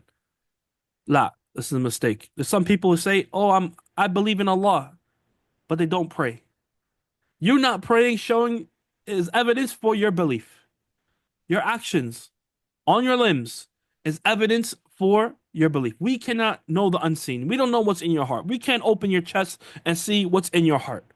But the signs of what's in your heart can be shown on your limbs. So if a person prays, if a person doesn't pray, but they say that, don't judge me, I'm still a Muslim, I still believe in Allah. In fact, as mentioned by Sheikh Abdul Razak al-Badr, Hafidhullah Ta'ala, their actions is evidence against their statements. Now, if they don't pray, then that's evidence they do not believe in Allah. Because if you believed in Allah truly, you would submit yourself to Him. And that's Islam. Submission to Allah subhanahu wa ta'ala. Now, um, here we have two topics in the hadith. The first topic is Inna al-halal bayyin. Naam. And then the Prophet of Allah sallallahu after making this statement, he gave an example. Okay? كَالرَّاعِ يَرْعَى حَوْلَ الْحِمَى. And then he mentions وَإِنَّ لِكُلِّ مَلِكٍ حِمَى أَلَا وَإِنَّ حِمَى اللَّهِ مَحَارِمُ. He mentioned أَلَا وَإِنَّ فِي الْجَسَدِ مُضْغَةٌ. You have the topic of halal and haram, then the example of it and those dubious affairs, and then you have the topic regarding the heart. This is what's known as munasbatul hadith. Now, just as in the Quran, ikhwan akhawat, you have correlation between topics, between ayat, between surah placement. This is known as munasibat, okay? Meaning correlations in Quran. It can happen with surah placement. Why is this surah placed here after that one? It can happen with portions of ayat, okay? And it can even happen with ayat itself and even words. Likewise, that concept is found in a hadith as well, because the Prophet of Allah was given إِنَّمَا أُوتِيتُ جَوَامِعُ الْكَلِمِ. He was given this ability of جَوَامِعُ الْكَلِمِ, the ability to say few words with a lot of meanings. And among the جَوَامِعُ الْكَلِمِ is being able to transition between topics. And in that transition between topics, there's a connection. What is the connection between halal and haram and a sound heart and a corrupted heart? That by having a sound heart, you're able to treat the halal as wadih and bayyin, treat the haram as bayyin, and avoid those mushtabihat. The one who has a qalb that is sahih, that's salih, is able to avoid the mushtabihat, the shubuhat, those dubious affairs, those unclear affairs. طيب? As for the one who doesn't have a sound heart, you'll find that they often fall into it. And beware of this, ikhwan akhwat. Those who call, yani especially these speakers, who call to things that are haram or things that are doubtful, right? And they always bring about doubts. And they expose this information to others, know for sure that their heart is not righteous. Their heart, there's evil in it, there's facade in it, and beware of them. As for the righteous person, they treat the halal as bayyin, they treat the haram as bayyin, and they avoid the mushtabihat. Those things are unclear, they don't speak about it until they speak with evidence and speak with clear evidence from the Quran and Sunnah, and they avoid those things that are unclear, and they don't expose it to others. Now, طيب. Why are there some affairs that are unclear? One, because of there being lack of evidence to show the actual ruling. Also because of the benefits and the harm being uncertain. Which of the two is present? There's a principle that Allah subhanahu wa ta'ala الشارع لا يأمر إلا بما مصلحته خالصة الراجحة. That Allah subhanahu wa ta'ala does not command anything except that the benefits, the maslaha, yani the manfa'a, is khalisa, is pure, 100% beneficial, or rajiha, or is overwhelming. Yani there's overwhelming benefit in that thing. Like for example, Tawheed. Tawheed is only 100% benefit in it. Maslaha is khalisa. طيب. As for Salah or Hajj, for example, the benefit is rajiha. Yani the benefit is overwhelming. But there's some darar in it. Naam, there's some difficulty in it. Hajj, for example, it requires you to exert your energy and spend your wealth, right? So there's some harm in it from the aspect of exertion and giving something up. But the benefit is overwhelming. طيب? And Allah subhanahu wa ta'ala only prohibits that which the mafsada is khalisa or rajiha, where the harm is completely 100% present, like shirk, like dhulm, oppression, polytheism, kufr, disbelief. Allah prohibits that, as well as those affairs where the harm is overwhelming. Okay, like for example, alcohol, right? Alcohol, there's some naf in it, as mentioned by Allah subhanahu wa ta'ala. However, its harm outweighs the good. Gambling, there's some benefit in it, right? In terms of there's a possibility of you winning money, but without a doubt, the harm is much more worse, right? How, like, who said you're gonna win? Many people they lose, right? And it leads to animosity and destroying a brotherhood, gambling, right? The evil behind it is much more worse and outweighs the good that is possibly there. طيب? Allah subhanahu wa ta'ala prohibits both, right? Likewise, riba, na'am, usury. There's benefit in it, right? In terms of the mustafid, the one who is taking the extra wealth. But the evil therein is much worse than the little that you might gain from it. So the deed is مبني على المصالح في جلبها ودرء للقبائح. mentioned by Imam Sa'di rahimahullah. As for the mushtabihat, then the evidences are unclear. And also the level of masalih and the level of masaid are unclear as well. As Shaykhuna Salih Al-Usaymi just recently this past week, whether we can apply this rule to this hadith, yani whether affairs are dubious, they're obscure, they're mushtabihat, they're shubuhat, because of the maslaha being unknown and the mafsada, the harm being unknown or unclear. And he said, نعم أي اشتباههما وعدم إمكان تمييز مرتبتهما في حق كثير من الناس. He said, yes, this is a possible meaning, a correct deduction. He said, this is due to the obscureness, the ambiguity, and the lack of possibility in distinguishing the degree or level of maslaha and mafsada among many of the general folk. So the mushtabihat can be mushtabihat because of there being a lack of evidence, and it can also be mushtabihat because of the maslaha and the mafsada being unknown, the harm and benefit being unknown. Okay? Now, also we see from this hadith another principle, saddu dhara'i, blocking the means to evil. That whatever is haram is clear, and also that which leads to haram should be avoided. It's also prohibited, right? And that's seen through the example. كالراعي يرعى حول الحمى يوشك أن يرتع فيه. Okay? That you should avoid the haram and that which leads to it. So Islam not only prohibits that which is harmful, but it also prohibits that which leads to that harm. طيب, next hadith. أحسن الله إليكم. الحديث السابع وعن أبي رفيدة تميم بن أوس الداري رضي الله عنه أن النبي صلى الله عليه وسلم قال: الدين النصيحة. قلنا لمن؟ قال: لله ولكتابه ولرسوله ولأئمة المسلمين وعامتهم. رواه مسلم. Here is a fundamental hadith regarding brotherhood and sisterhood in Islam, and that is advising one another. As we see in Surah Al-Asr, Allah subhanahu wa ta'ala, He mentions that, Wal Asr, He swears by the time, Innal insana lafi khusr. All mankind are in a state of loss, illa alladhina amanu, except for those who have iman, wa aminu salihat, and do righteous deeds. Then, righteous deeds includes all actions now, but then Allah subhanahu wa ta'ala singles out two things. And He says, وَتَوَاصَوْا بِالْحَقِّ وَتَوَاصَوْا بِالصَّبْرِ. طيب?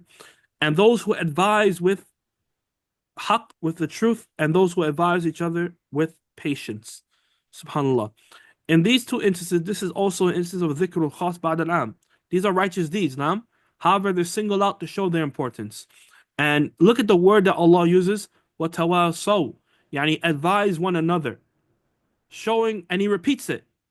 He repeats tawasaw, showing the importance of a nasiha, giving advice to one another, and that, as the Prophet of Allah said here, ad-deenun nasiha, the deen, all of it is nasiha, giving advice, sincere advice to one another. And that the Muslim is not only on his journey to Allah Azza wa Jalla by himself, but rather he or she encourages those around them as well to ride along with them. Now, if you see others, you encourage them to be with you on the path of Jannah. This is true brotherhood and true sisterhood in Islam. Loving for your brother what you love for yourself. As for nasiha, then nasiha to Allah Azza wa Jalla is not giving, it doesn't mean that you're giving nasiha to Allah. Rather, what's intended is that you are sincere with Allah Azza wa Jalla by having iman in Him, and you believe in His rububiyyah, His lordship, as well as uluhiyyah, His divinity, His oneness, as well as His asma wa sifat, His names and attributes, and you abide by everything which He has commanded, His directives, and you stay away from that which He has prohibited, and you treat what Allah has made haram, haram, and you treat what is halal as halal, and you respect the symbols of Allah subhanahu wa ta'ala and His sharia, and you love Him, and you spread the deen of Allah Azza wa Jalla through your statements and your actions. All this is encompassed in sincere, yani an-nasiha lillahi. Naam. Likewise, ulama have mentioned regarding these other topics to his book, meaning the Quran, the speech of Allah subhanahu wa ta'ala, by believing in it, and implementing its teachings. As for the Messenger, is by obeying him and assisting him, respecting him, loving him, sallallahu alaihi wasallam. Also, the immat al-Muslimin. This includes the rulers as well as وَأُولِي الْأَمْرِ مِنْكُمْ. Right? Allah commands us to obey Him and the Messenger, وَأُولِي الْأَمْرِ مِنْكُمْ, and those in charge of your affairs. In both of these instances, in the ayah as well as hadith, includes the rulers, the Muslim rulers, as well as the ulama, the people of knowledge. The Muslim rulers, they help to establish the daily life of a Muslim, of people, ensuring that you live not in chaos, but in safety. Like, I mean, this is the importance of obeying the Muslim ruler and avoiding revolts, because revolts only leads to destruction, only leads to instability, only leads towards an opportunity for the kuffar to cause corruption on earth and destroy entire land. And just take a look at the Arab Spring and you'll see a perfect example of that. Allahumma musta'an. How countries today, 10 years, more than 10 years later, still suffer from the results of revolts that occurred during that time, and how the Muslims are still affected by that, economically, safety, and all aspects. Now, and I advise everyone to read the Sahih of Imam Muslim. There's a book called Kitab al-Imarah. There's a chapter there called the Book of Governments. And you'll learn how the Messenger of Allah ﷺ taught us to deal with Muslim rulers, whether they are righteous and as well as they are wicked. Even if they are wicked, how do we deal with the Muslim rulers if they are wicked and evil? Even if they beat you and they kill you, how you should react to them. This is all clarified in the Sunnah. All right, so don't follow the people who take general text and apply it to specific situations. Rather, take the Kitab and Sunnah as a whole and understand all the texts together. The Prophet of Allah lived 23 years. Everything has been clarified clearly. As for the people of fitna, right, they follow the mutashabihat. They follow general text and try to apply it to specific situations. And this is from the ways of following fitna. Right? They follow ما تشابه منه ابتغاء الفتنة وابتغاء تأويله. They follow that which is unclear for the purpose of what? Seeking out fitna among the people and seeking out wrong interpretations. Subhanallah bihamdi. But if we return back to the text and the understanding of the salaf of that text, we find that Islam is clear. It's only the people of doubt, it's only the people of ignorance, it's only the people who want fitna, who make it seem like Islam is confusing and it's unclear. Rather, the people of knowledge, وَالرَّاسِخُونَ فِي الْعِلْمِ, those who are firm in their ilm, they know that Islam is clear as day. No. And also to their common folk by advising them. نعم تفضل. أحسن الله عليكم. الحديث الثامن عن ابن عمر رضي الله عنه أن رسول الله صلى الله عليه وسلم قال: أمرت أن أقاتل الناس حتى يشهدوا أن لا إله إلا الله وأن محمدا رسول الله ويقيموا الصلاة ويؤتوا الزكاة فإذا فعلوا ذلك عصموا مني دماءهم وأموالهم إلا بحق الإسلام وحسابهم على الله تعالى. رواه البخاري ومسلم. Now, this hadith, it shows the importance of Islam, and that the first thing a person should give priority to is the Shahada. This is the essence of Islam, ikhwan and akhwat. If you don't have the Shahada, then you don't have no deen. And this is the Prophet of Allah saying that he was commanded by Allah to fight the people until they first do what? Pray, give zakah, make hajj, fast in Ramadan? La. Until they bear witness that there's nothing worthy of worship except Allah and that Muhammad is the messenger of Allah. طيب? And we find through the Sunnah that whenever Prophet Muhammad sent convoys, sent people, messengers to different lands, he would tell them, فَأَعْلِمْهُمْ, teach them and inform them that there's nothing worthy of worship except Allah and that Prophet Muhammad is the messenger of Allah. And if they obey you in that, فَإِنْهُمْ أَطَاعُوكَ لِذَلِكَ, if they obey you in that, then tell them that Allah has Azza wa Jalla has commanded upon them to establish the Salah. So there's priorities in your deen, ikhwan and akhawat.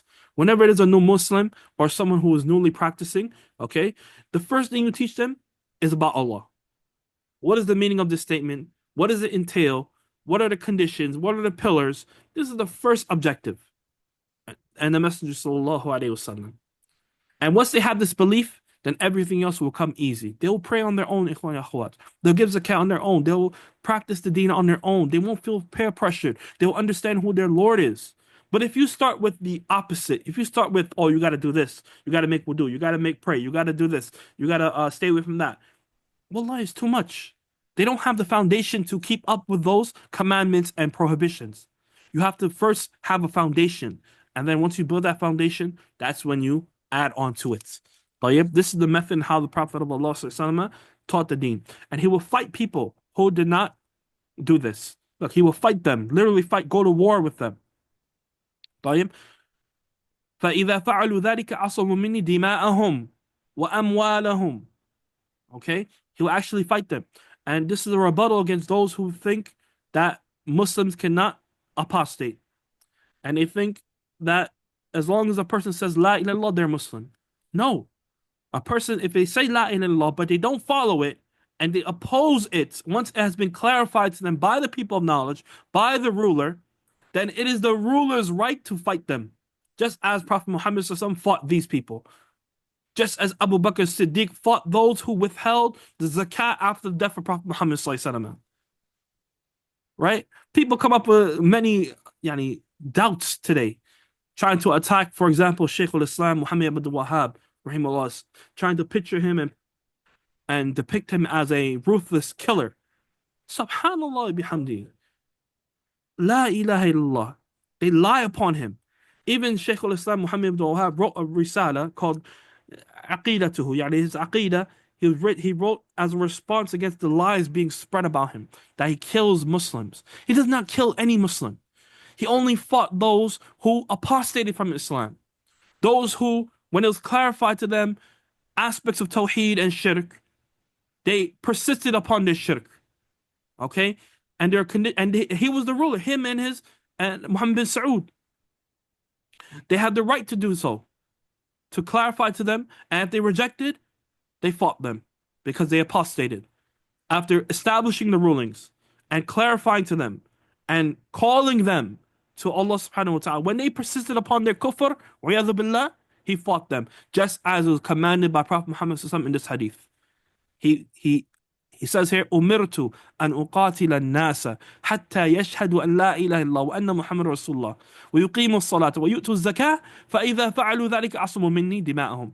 So would these same people call Prophet Muhammad extreme? Will these same people call Abu Bakr Siddiq radiallahu anhu extreme when he fought the Mani'u zakah? Those who prevented the zakah? Of course, yani a sensible person would not. The Muslim would not. So then why do they apply to Sheikh Muhammad Abdul Wahhab, rahimahullah? Because of their hatred for him. Okay, and this is not something new. This has happened for many scholars throughout time. They lie about them. They go to extremes as it relates to attacking their honor because they call towards that which oppose their belief. But if you take a look at the belief of Shaykh al-Islam Muhammad al-Wahhab with the other scholar, with the Salaf of the Ummah, you find even just simply take a look at his works, and it only quotes Quran and Sunnah and the statements of the Salaf of Ummah. That's it. But because they cannot rebut, they cannot um argue against his writings and argue against what he has taught and what he explained, you find that they lie upon him. They lie upon him and they exaggerate and they spread information. And their source is, trust me, bro, or their source is regarding his enemies during his time who were upon different guidance, who were upon that shirk, who were upon that innovation. Naam.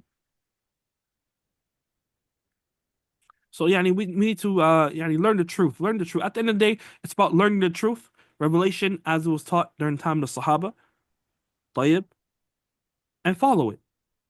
And the haqq is known, right? The haqq is not known by men, but rather men are known by the truth, as the ulama they say, right? The truth is not known by men, but men are known by the truth. You take a look at what revelation, what is taught, what is understood by the Salaf al-Ummah, and whoever follows it, alhamdulillah, we follow them and we support them. And whoever opposes that, then we go against that. Why? Because of our love for the sake of Allah and hatred for the sake of Allah. Now, this hadith, ikhwan ikhwa, it mentions three things, one being the shahada, one being the salah, and the third being az-zakah. And you find that these three affairs are mentioned often by themselves without the mention of Sawm and Hajj, with fasting and Hajj. And the reason why you find that these three topics are mentioned often without Sawm and Hajj is because these three topics, their obligation is ala al-fawr. Yani they must be performed immediately once it becomes obligatory. طيب? And at all times. While fasting and Hajj is only obligatory in terms of fasting one time of a year. Okay? And as well as Hajj is only obligatory in once a person's life. Once in a person's life. طيب? And they can be delayed if a person has a legit reason.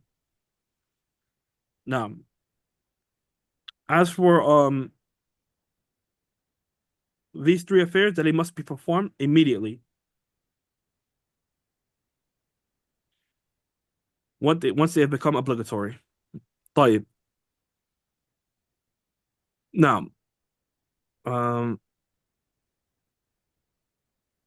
we find also in the Quran, ikhwan ikhwat, Allah Azza wa mentions in Tawbah, فَإِن تَابُوا وَأَقَامُوا الصَّلَاةَ وَآتَوُوا الزَّكَاةَ فَخَلُّوا سَبِيلَهُم. That if they repent and they establish the salah and give the zakah, فَخَلُّوا سَبِيلَهُم, then leave them alone. Leave them upon the path. But if they don't, then you fight them. This ayah supports this hadith. Also, Allah subhanahu wa ta'ala mentions in Surah Al-Anfal, وَقَاتِلُوهُمْ حَتَّى لَا تَكُونَ فِتْنَةٌ, and fight them until they are not a fitna. وَيَكُونَ الدِّينُ كُلُّهُ لِلَّهِ, and that the deen, all of it, is for the sake of Allah subhanahu wa ta'ala. So the people who think that Islam is peace, peace, peace, with no fighting, no. The Prophet of Allah was sent as a guide, as a guidance, and also to defend the deen in words as well as through the hand. Now, Islam is not a deen that's only about peace. Peace sometimes has to come through fighting. Naam. But it did not spread through the sword as what some ignorant people think. Rather, it spread through peace. It spread through revelation. And there are times where you have to fight to defend your nation. For example, if there's an enemy at the door trying to take over your town, what do? You call them to peace, to enter everyone and kill our people? No, you have to defend yourself.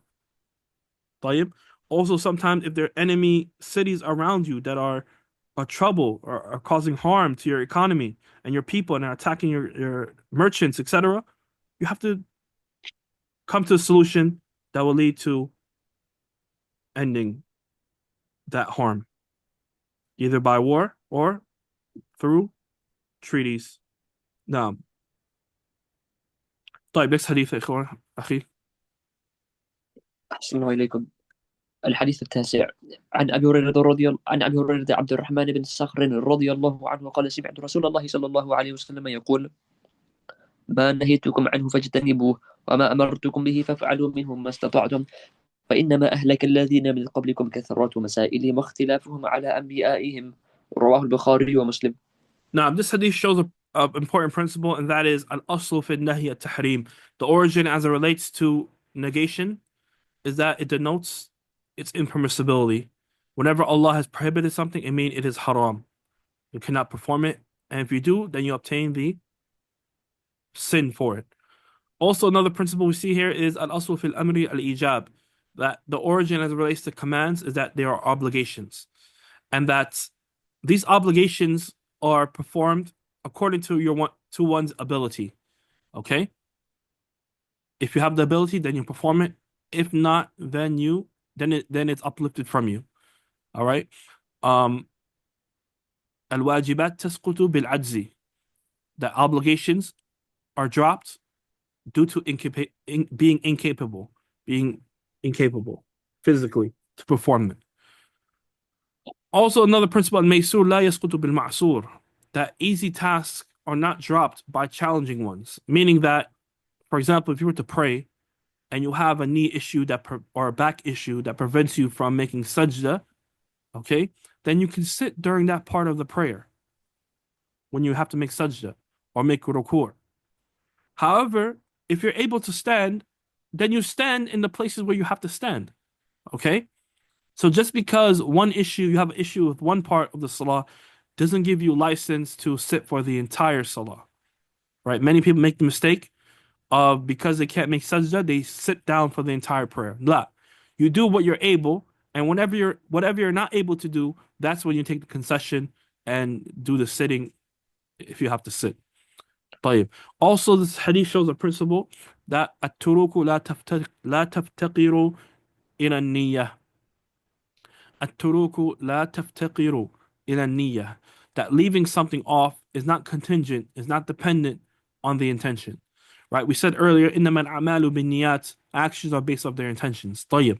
When you perform something, you have to have an intention. طيب. And that determines the validity or not, the reward or not.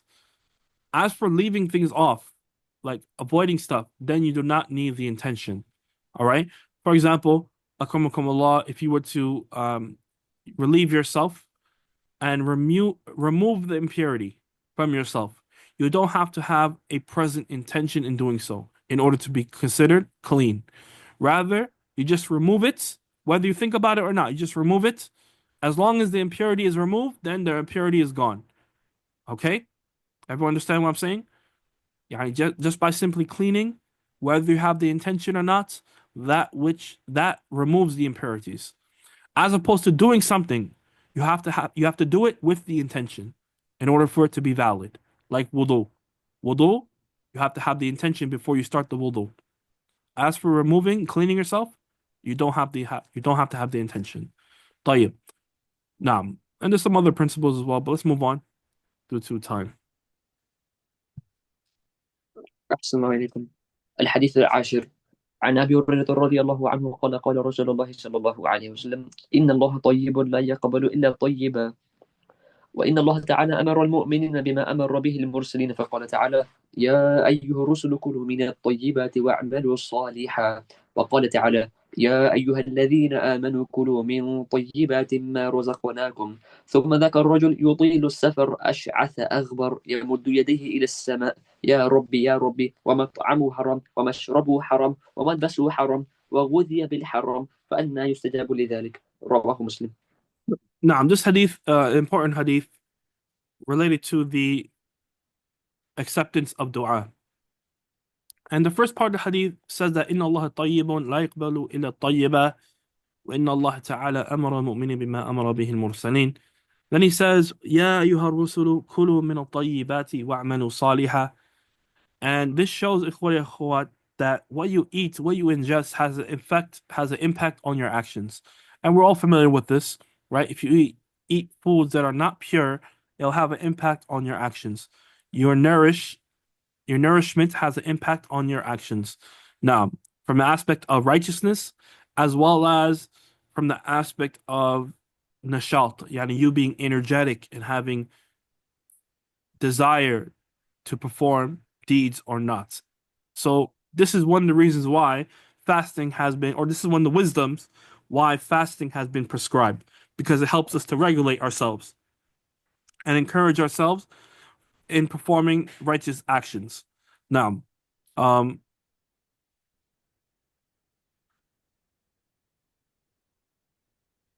also here we see from the means of having your supplication accepted by Allah Azza wa Jalla is by raising your hand to the sky, and this shows that Allah is above. Also calling Allah, Ya Rabbi, and repeating your call of Allah. And ensuring that your food is halal and your drink is halal. Everything you ingest is halal. It comes from the right source, permissible means. Also, your clothing and your nourishment are halal. If not, then it prevents your supplication from being accepted. May Allah protect us all. Naam, تفضل.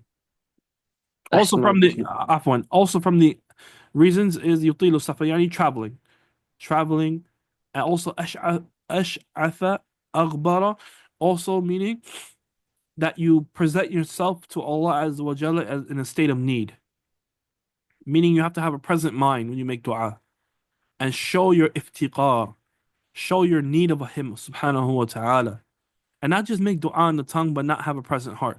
Rather, you have to u'du Allah wa antum muqinuna bin ijaba. Also make dua to Allah while having 100% certainty that Allah Azza wa Jalla will accept the dua. Naam. These are from the means of having your dua accepted. Naam. Next.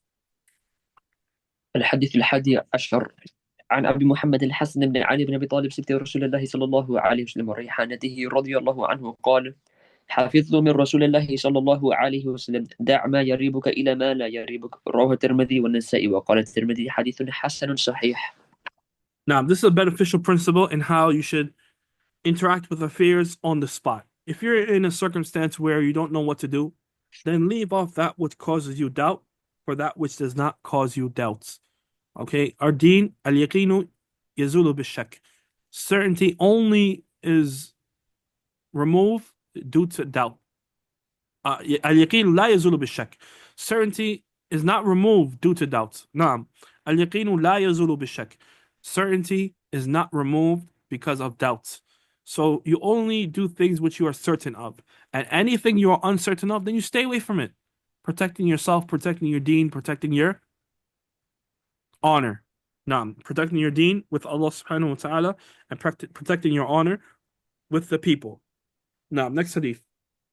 الحديث الثاني عشر عن أبي هريرة رضي الله عنه قال: قال رسول الله صلى الله عليه وسلم: من حسن إسلام المرء تركه ما لا يعنيه. حديث حسن رواه الترمذي وغيره. Now, this is a beautiful hadith in how the Muslim should interact with others. And that is minding your business. The Prophet of Allah said, "Min husni Islam al-mar'i tarkuhu ma la ya'nihi." Wallahi, ikhwan, if we apply this, we will live a happy life. One of the reasons why people are depressed is because they're worried about things that don't concern them. They look at things and other people, they compare themselves to other. Min husni Islam al-mar'i tarkuhu ma la ya'ni. If it doesn't concern you, forget about it. Fill your mind, fill your brain with things that concern you only. Okay? And don't compare yourself to other people unless it's for the purpose of getting better. Okay? But for any other reason, don't worry about others, what's going on. All right? Because that is what leads to sadness and depression. Right? ذكر الناس داء. كما قال السلف. يعني the remembrance of people, the mentioning of people is a disease of the heart. And this is why the Messenger of Allah said, "Min husni Islam al-mar'i tarkuhu ma la ya'nihi." And this shows that those who are engaged about qila wa qala, talking about others, worrying about other people and their affair, what's going on in their lives, talking about their gossiping. This shows that their Islam is sayyid. It's not husn. Rather, their Islam with Allah subhanahu wa ta'ala, their submission, level of submission, their level of iman, because Islam, when it's mentioned by itself, it means Islam and iman, as mentioned earlier. Their level of iman is very low. These people, their iman is low. So stay away from them. Don't engage with them. I know that anyone who talks about other people and they about them to you, eventually they'll talk about you to others. So avoid these people. Be harsh with these people. Be real with these people. Remind them of what they're doing, and that is haram. Do not tolerate this action. This is how we should be with them, so that they perhaps will be reminded and change their ways. We do not leave them in their path because they're on a path of evil. They're on a path of the hellfire with their actions. But we remind them. طيب? If they're a personality that requires you to be harsh with them, you're harsh with them. If they're more a gentle person, then you're more gentle with them. You have to judge the situation. Okay? Judge the person and deal with them accordingly. But you remind them what they're doing is haram. And if they talk about other people in your presence, then you have to remind them and also remove yourself from that situation. Do not sit there and stay there. Because if you do, then you are engaging in the action as well. You are approving of the action through your silence. You must get up and you must say something. If you can't say anything, then at the very least you change it with your right. If you can't change it with your hands, فإن لم there. Then you change it with what? With your lisan, bilisanihi. And if you can't change it with your tongue, you change it with your heart. How do you change it with your heart? By hating it in your heart, one, first and foremost, and secondly, removing yourself from that situation. Now, next hadith.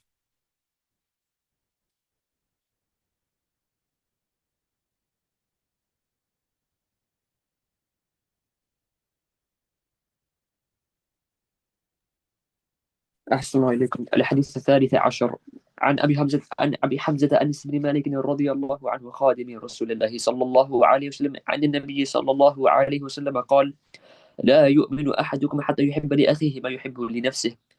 رواه البخاري ومسلم. Now, this hadith is a tremendous hadith as it relates to brotherhood and sisterhood in Islam. And it speaks about la yu'minu ahadukum. Whenever you see this phrase, what's meant is none of you have complete iman. Iman is of different levels. Like the highest level of iman is by practicing this action as well as the other actions that mention this wording. Okay? And it doesn't negate iman as a whole. Rather, the one who avoids this action has deficiency in their iman and they're still Muslim. They're still Muslim, but it's just that their iman is not perfect. This is known as iman kamil. Okay? Having complete iman, an iman mutlaq. And that is to love for your brother what you love for yourself. As Allah subhanahu wa ta'ala says, إِنَّمَا الْمُؤْمِنُونَ إِخْوَةٌ, that the believers are only brothers, وَتَعَاوَنُوا عَلَى الْبِرِّ وَالتَّقْوَى, and He commands us to help one another upon righteousness and taqwa, وَلَا تَعَاوَنُوا عَلَى الْإِثْمِ وَالْعُدْوَانِ, and do not assist one another, do not help each other, do not aid each other upon sin and transgression. And the Messenger of Allah told us, مثل المؤمنين في توادهم وتعاطفهم وتراحمهم مثل الجسد, that the example of the believers in their love for one another, in their compassion for one another, in their mercy towards one another is like a body. If one body part complains of a pain, then the rest of the body feels the pain. Subhanallah bihamdi. Now, and if we have this feeling towards another Muslim and the Muslim as a whole, it will lead towards getting closer to Allah Azza wa Jalla. Because at the end of the day, who is the one that gave you your possessions? Who is the one who gives you these blessings? Who is the one who grants you all of these things that you cherish so much? It is Allah subhanahu wa ta'ala. So by loving for your brother what you love for yourself, you're being grateful for what Allah has given you, and you also wish for the same for your brother. طيب?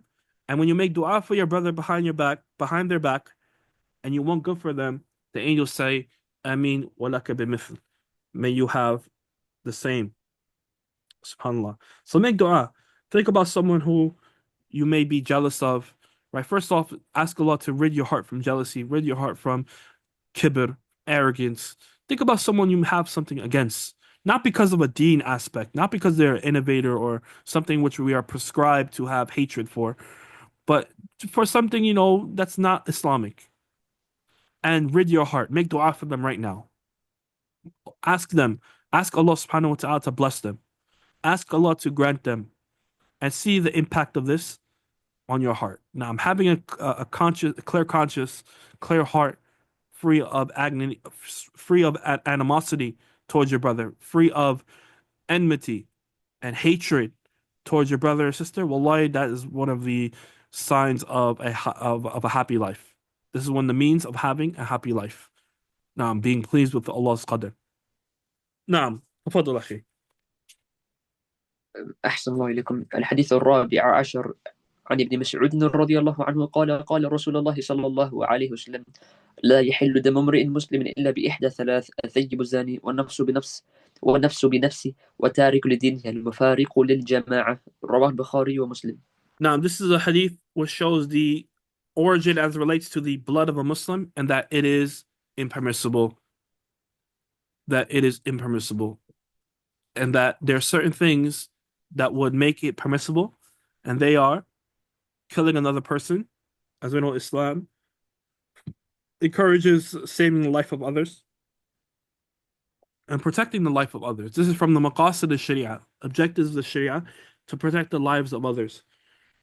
And this hadith highlights some of the maqasid of the Sharia, also protecting the lineage, an-nasl, al-thayyib al-zani. If a person were to commit zina, billah, and they were unmarried, then they will only get lashed. But if they are thayyib, yani they were married, even if they were divorced, al-muhim, if they were married at one point in their life and they commit adultery, okay, if they're married, and fornication if they're unmarried, and they're then the capital punishment is performed on them, stoning. So the one who was unmarried, never married before, and they commit zina, they are only lashed. طيب? And they are طيب. As for the one who is married and they commit zina, then they're stoned to death. As for the one who is divorced, then they're also stoned to death. May Allah protect us all. Of course, this is done under Muslim rule, only by the Muslim rulers and those they put in charge. And is not to be performed by a regular person on the street, unlike what some ignorant people think. May Allah guide us all. When nafsu bin nafs, likewise, if somebody were to kill another, then capital punishment is applied to them by the Muslim ruler. وَالتَّارِكُ لِدِينِهِ الْمُفَارِقُ لِلْجَمَاعَةِ, and the apostate. And the reason why the apostate is killed here by the Muslim ruler only by the Muslim ruler in the Muslim land, is because of them causing harm and greater harm to the Muslims in their community, that they will influence others to apostate as well, billah, bringing up doubts, and because the general folk, generally speaking, are not knowledgeable about the details of the Sharia, so they'll be able to be convinced, convinced by beautified speech that has been beautified by shaitan. They're able to be convinced with convincing, these type of arguments, and they might leave their deen as well. طيب? So to avoid the harm, they are killed, and this is only done in the Muslim land under Muslim rulership, under their ruling. Now,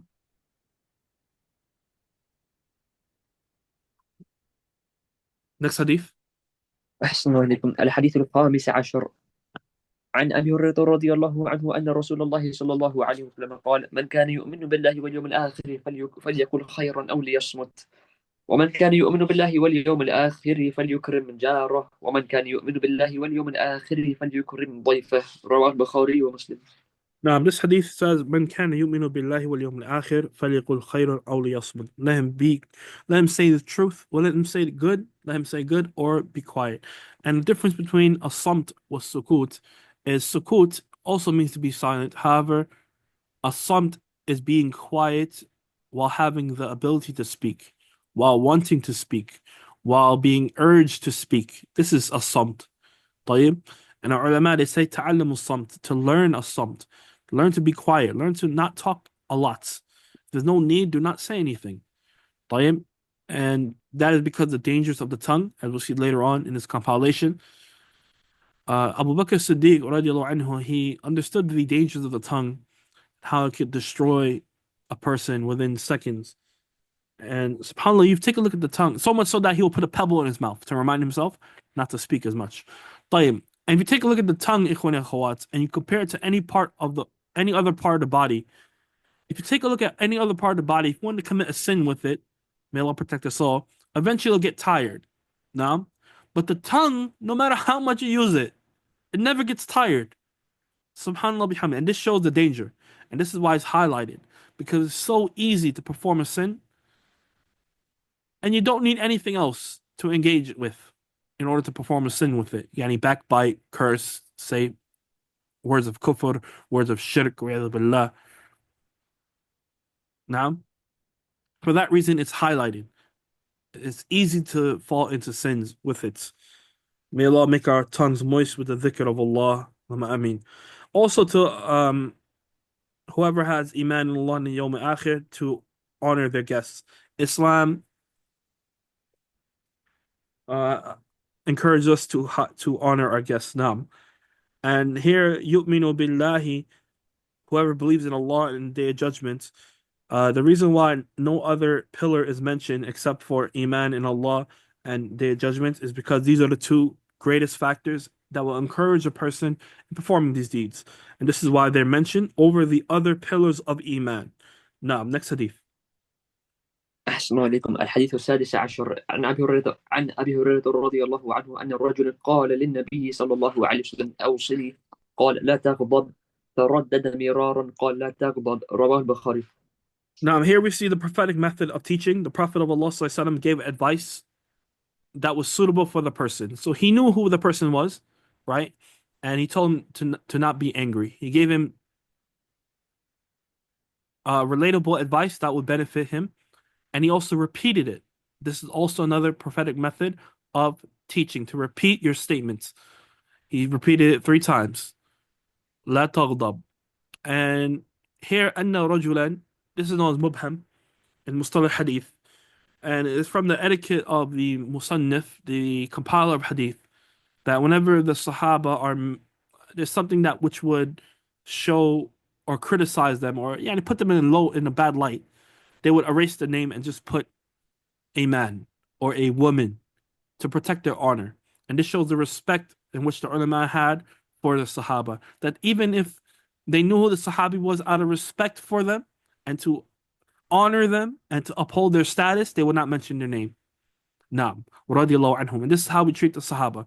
Why? Because they are the conveyors of the Sharia. And anyone who attacks the Sahaba, know that their ultimate goal is to attack the deen. Why? Because the Sahaba conveyed to us what is the meaning of the Quran. What did the Prophet of Allah do? How do we know the Sunnah? It's only through the Sahaba.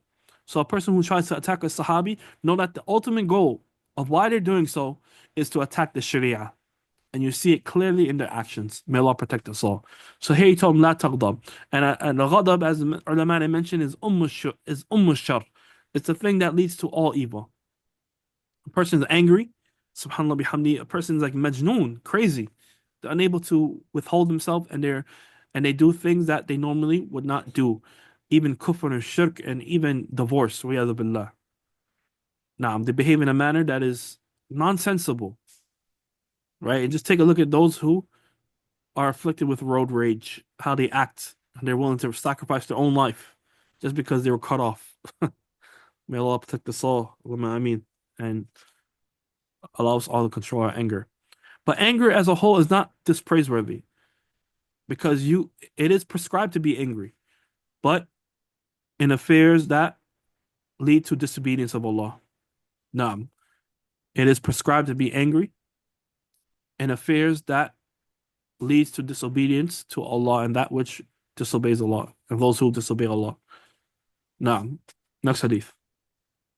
والحديث السابع عشر عن أبي يعلى شداد بن أوس رضي الله عنه عن رسول الله صلى الله عليه وسلم قال: إن الله كتب الإحسان على كل شيء، فإذا قتلتم فأحسنوا القتلة، وإذا ذبحتم فأحسنوا الذبحة، وليحد أحدكم شفرته وليريح ذبيحته. رواه مسلم. Now, this is a tremendous hadith as it relates to how the Muslims should deal with every affair, and that is to do it with ihsan wa ahsinu. Okay, Allah commands us to be or to perform actions in the most perfect manner. For certainly Allah loves the muhsineen. Allah Azza wa Jal loves those who perform their actions with ihsan, whether you're being watched or not. If you go to your job, whether your boss is watching or not, whether you're on the clock or not, um, any duty that you're in charge of, you do it in a perfect manner. Why? Because Allah is watching you. And if you do it with perfection, Allah will reward you. Naam, hal jaza'ul ihsan illa al-ihsan. Is the reward for ihsan now except ihsan? The reward for ihsan is only ihsan from Allah subhanahu wa ta'ala. So we are perfect. We do things to the best of our abilities, no matter where we are, no matter who is watching us or not, because we know that Allah is the one who's watching us. And this is from the aspect, this is the action of the Muslim. Now, next hadith. الحديث الثامن عشر عن أبي ذر جندب بن جنادة وأبي عبد الرحمن معاذ بن جبل رضي الله عنهما عن رسول الله صلى الله عليه وسلم قال اتق الله حيثما كنت وأتبع السيئة الحسنة تمحوها وخالق الناس بخلق حسن. رواه الترمذي وقال حديث حسن وفي بعض النسخ حسن صحيح. Now, this is a beautiful hadith that teaches us the rights of others, first beginning with the right of Allah, and then the rights with ourselves, and then then the rights of others upon us. The rights of Allah is by having taqwa of Him. وَمَن يَتَّقِ اللَّهَ يُكَفِّرْ عَنْهُ سَيِّئَاتِهِ وَيُعْظِمْ لَهُ أَجْرًا, as mentioned by Allah subhanahu wa ta'ala. Whoever has taqwa of Allah, He will forgive them from their sins. طيب. He'll expiate them from their sins, and He will magnify their reward. وَمَن يَتَّقِ اللَّهَ يَجْعَل لَهُ مَخْرَجًا. Whoever has taqwa of Allah, then He will make for them a way out. وَيَرْزُقُهُ مِنْ حَيْثُ لَا يَحْتَسِبْ. And He will provide for him or her from places they never even imagined. And there are many other benefits of observing taqwa of Allah. Shaykh Ibn Uthaymeen, rahimahullah, great scholar, he compiled the ayat that speak about taqwa in a small risala, and it's been translated. You can view it and read it and remind yourself of this importance, the importance of having taqwa and the benefits that come along with it. And taqwa is essentially saving yourself from the hellfire, taking a wiqaya, taking a shield, protecting yourself from the hellfire by doing righteous actions and staying away from misdeeds and disobedience. And then also etiquette with yourself whenever you commit a sin, and you will commit a sin. You're from the children of Adam. Everyone will commit a sin. If you didn't commit a sin, Allah would replace us with people who did commit sins and sought His forgiveness.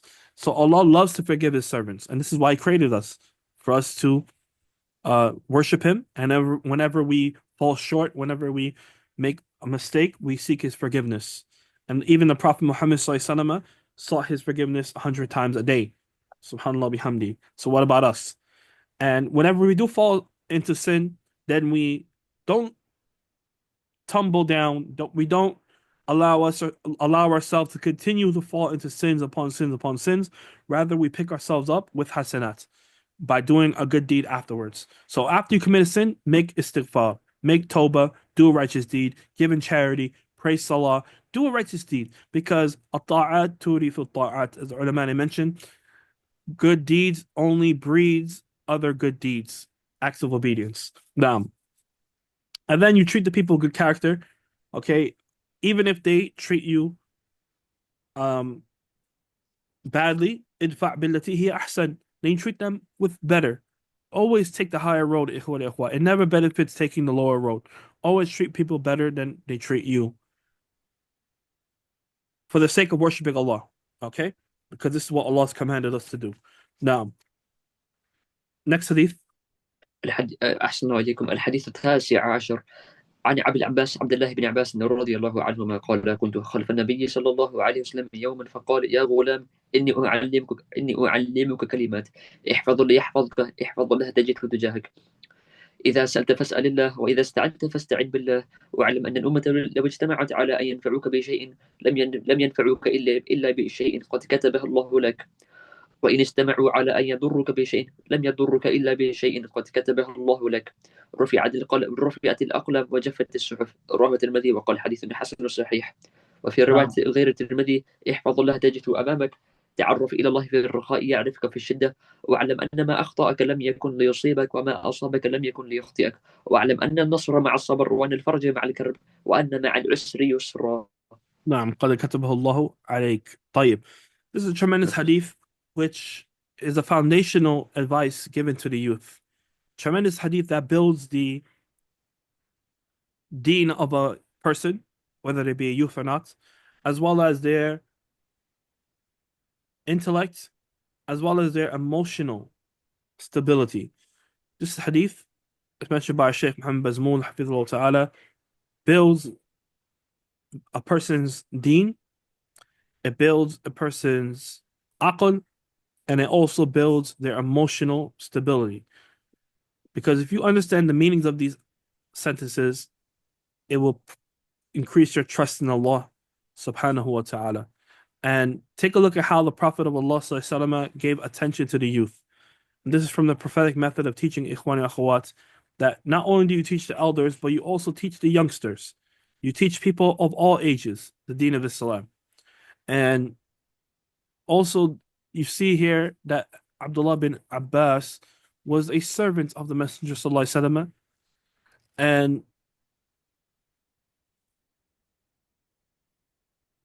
and also the way he served him was walking with him. And in this case, he walked behind him. And this was during the day. He walked behind him. This is from the etiquette of a student walking with their teacher. And during the night, the student walks in front of the teacher so as to protect the teacher from any harm they may not see on the pathway. Here he says, "Ihfadillah yahfadka," preserve Allah, Allah will preserve you. What's intended here is that you preserve the commandments of Allah and the prohibitions, and as a result, Allah will preserve you. Naam.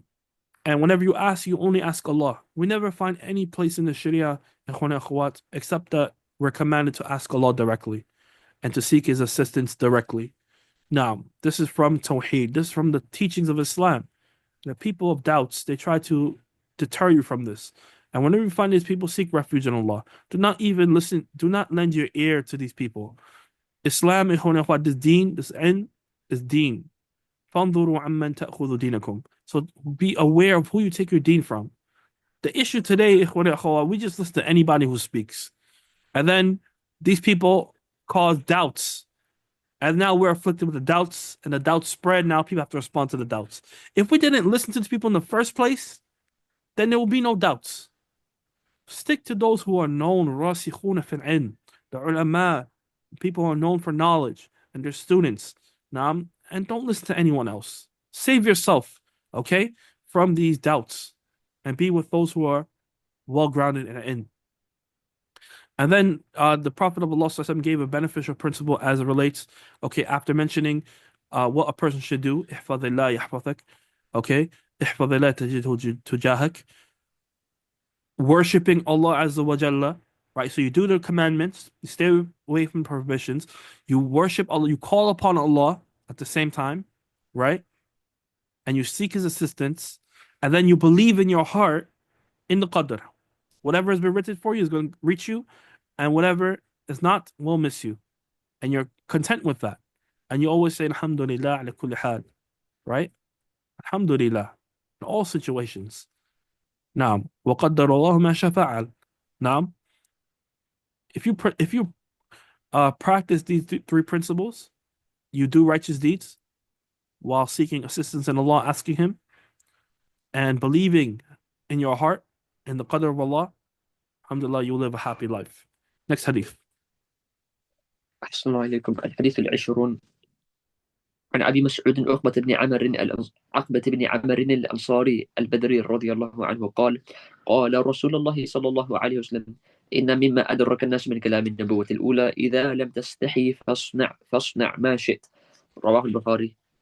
نعم إذا لم تستحي. طيب.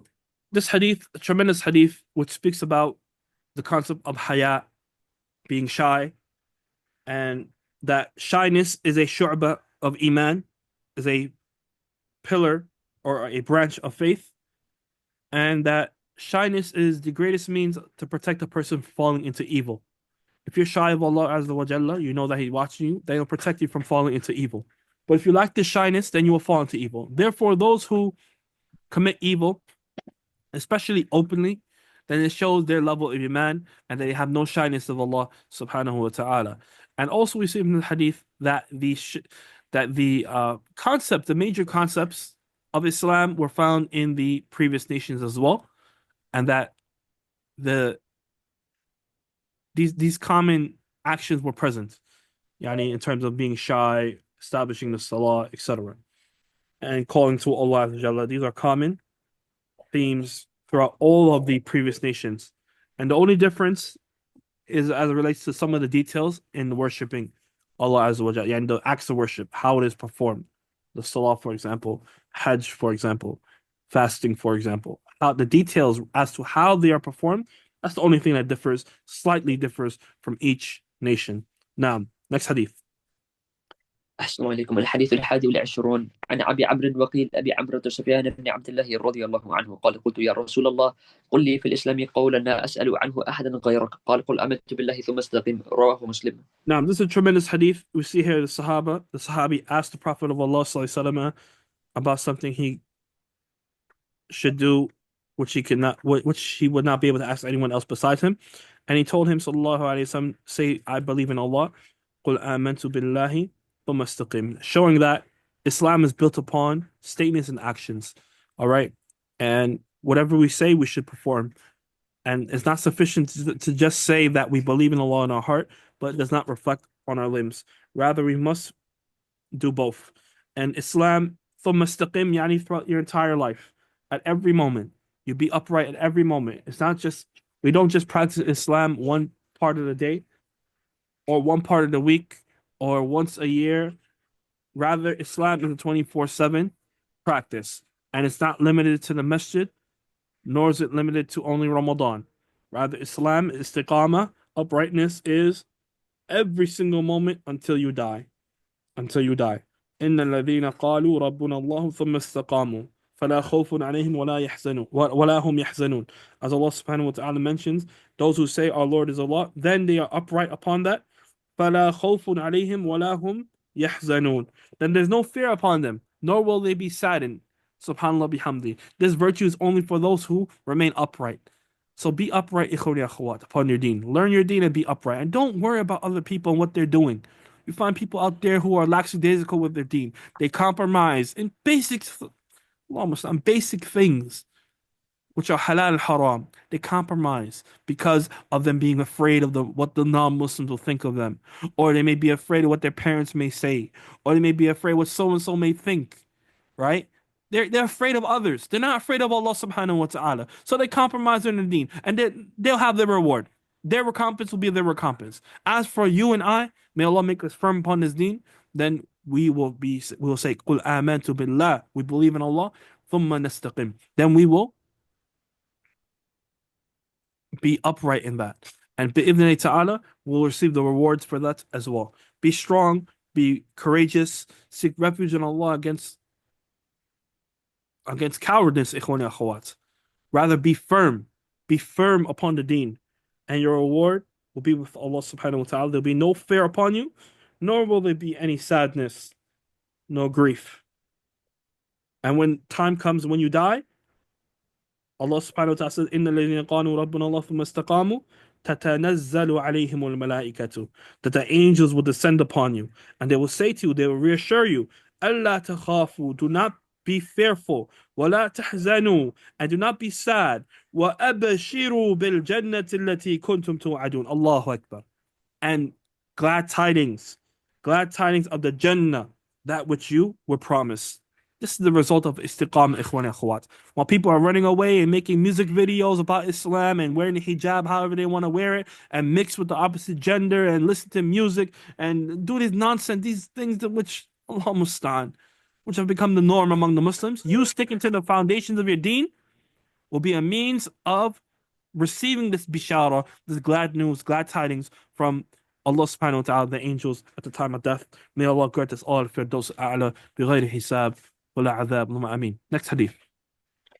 أحسن الله إليكم. الحديث 22 عن أبي عبد الله جابر بن عبد الله الأنصاري رضي الله عنهما أن رجلا سأل رسول الله صلى الله عليه وسلم فقال أرأيت إذا صليت المكتوبات وصمت رمضان وأحللت الحلال وحرمت الحرام ولم أزد على ذلك شيئا أدخل الجنة؟ قال نعم. رواه مسلم. ومعنى حرمت الحرام اجتنبته، ومعنى أحللت الحلال فعلته معتقدا حله. Allah Akbar. Allah Akbar. Look at the statement of the Prophet ﷺ.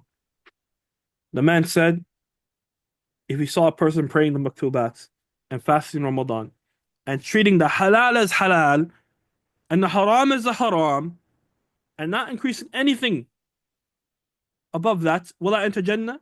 Prophet of Allah said, Naam. Subhanallah. Simply believing the halal is halal and the haram is haram is a means of entering paradise. And here,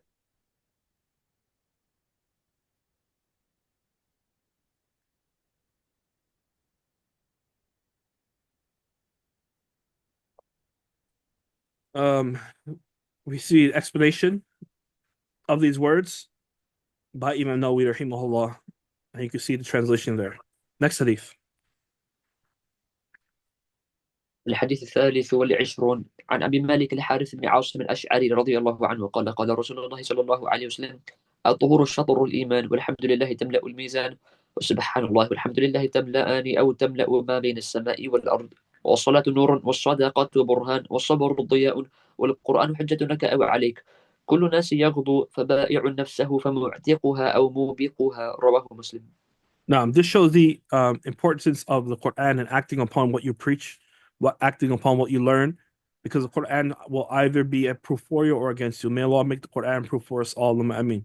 Also, we see the importance of al-tuhur, meaning al-wudu, and that it is half of faith, and that alhamdulillah, simple words like alhamdulillah and subhanallah contain great rewards, and that the salah, the action of salah, is nur, as a light for an individual, which guides you in your life, and sadaqah is a burhan, proof for your faith. Naam. And sabr diya on Quran. Naam. And that everyone, every day, you're either buying your way to the mercy of Allah, you're freeing your soul from the hellfire, or you're destroying yourself with misdeeds, with actions of disobedience. Next hadith. الحديث الرابع والعشرون عن أبي ذر رضي الله عنه عن النبي صلى الله عليه وسلم فيما روى عن الله عز وجل أنه قال: يا عبادي إني حرمت الظلم على نفسي وجعلته بينكم محرما فلا تظالموا. يا عبادي كلكم ضال إلا من هديته فاستهدوني أهديكم. يا عبادي كلكم جائع إلا من أطعمته فاستطعموني أطعمكم.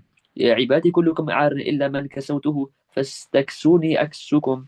يا عبادي إنكم تخطئون بالليل والنهار وأنا أغفر الذنوب جميعا فاستغفروني أغفر لكم. يا عبادي إنكم لن تبلغوا ضري فتضروني ولن تبلغوا نفعي فتنفعوني. يا عبادي لو أن أولكم وآخركم وإنسكم وجنكم كانوا على أتقى قلب رجل واحد منكم ما زاد ذلك في ملكي شيئا.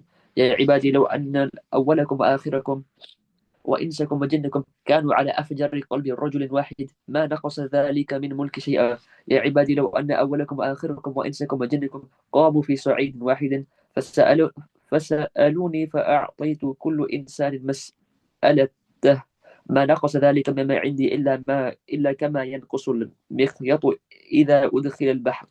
يا عبادي إنما هي أعمالكم أحصيها لكم ثم أوفيكم إياها فمن وجد خيرا فليحمد الله ومن وجد غير ذلك فلا يلومن إلا نفسه. رواه مسلم. Now, this is a hadith Qudsi, and the purpose of hadith Qudsi, ikhwan and khawat, a hadith usually contain either and or heart softeners and or ahkam, rulings. However, hadith Qudsi only contains heart softeners, meaning that there's no commands of fiqh rulings, etc. Rather, it is meanings that will soften your heart and purify your heart. And this is why it's called Qudsi, and yuqaddis. It purifies. وَنُقَدِّسُ لَكَ. طيب. So the purpose of these ahadith is to draw the servant closer to Allah subhanahu wa ta'ala. Therefore, the meanings are heart softening. Alhamdulillah Rabbil Alameen. So In this hadith, Qudsi, it's a very emotional hadith which shows the greatness of Allah Azza wa Jalla and what He wants from us, and that essentially you increase your connection to Allah and ask Him for all of your needs, and that by asking Him, you should not feel like it's insignificant. Some people they think, "Oh, I shouldn't ask Allah for this. It doesn't mean anything. Oh, it's not something beneficial." Rather, Islam encourages us to ask Allah for all of our needs, even if it is the fixing of your shoelace, of your sandal. Now, next hadith. الحديث الخامس والعشرون عن أبي ذر رضي الله عنه أيضا أن ناسئا من أصحاب رسول الله صلى الله عليه وسلم قالوا للنبي صلى الله عليه وسلم: يا رسول الله، ذهب أهل الدثور بالأجور، يصلون كما نصلي ويصومون كما نصوم ويتصدقون بفضول أموالهم. قال: أوليس قد جعل الله لكم ما تصدقون؟ إن بكل تسبيحة صدقة، وكل تكبيرة صدقة، وكل تحميدة صدقة، وكل تحليلة صدقة، وأمر بالمعروف صدقة، ونهي عن منكر صدقة، وفي بضع أحدكم صدقة. قالوا: يا رسول الله، أيأتي أحدنا شهوته ويكون له فيها أجر؟ قال: أرأيتم لو وضعها في حرام أكان عليه وزر؟ فكذلك إذا وضعها في الحلال كان له أجر. رواه مسلم. Now, this shows the expansive vastness of Allah subhanahu wa ta'ala's bounty, and that you can obtain good deeds simply by words. If you don't have wealth to give for the sake of Allah, at the very least, you can make dhikr of Allah Azza wa Jalla. No matter what your status is in dunya, you can worship Allah and obtain lofty levels in paradise. Okay? And there's no circumstance that prevents a person or is an excuse for a person not to practice Islam. Rather, everyone's given the opportunity to get closer to Allah and obtain high levels of Jannah, just that a person has to put in the effort. That's it. And here we see the importance of sadaqah, charity, being generous with words, and also commanding good and forbidding evil. And that's a form of sadaqah. And that even having relations, yani doing that which Allah has commanded, is a form of sadaqah as well. And here the Prophet of Allah from his prophetic method of teaching is by giving an example to help the Sahabi understand the concept, as the Sahabi was unsure as to how having relations with one's wife or spouse would get a reward. How is that possible? And then he gave an example which made it clear. Now, next hadith.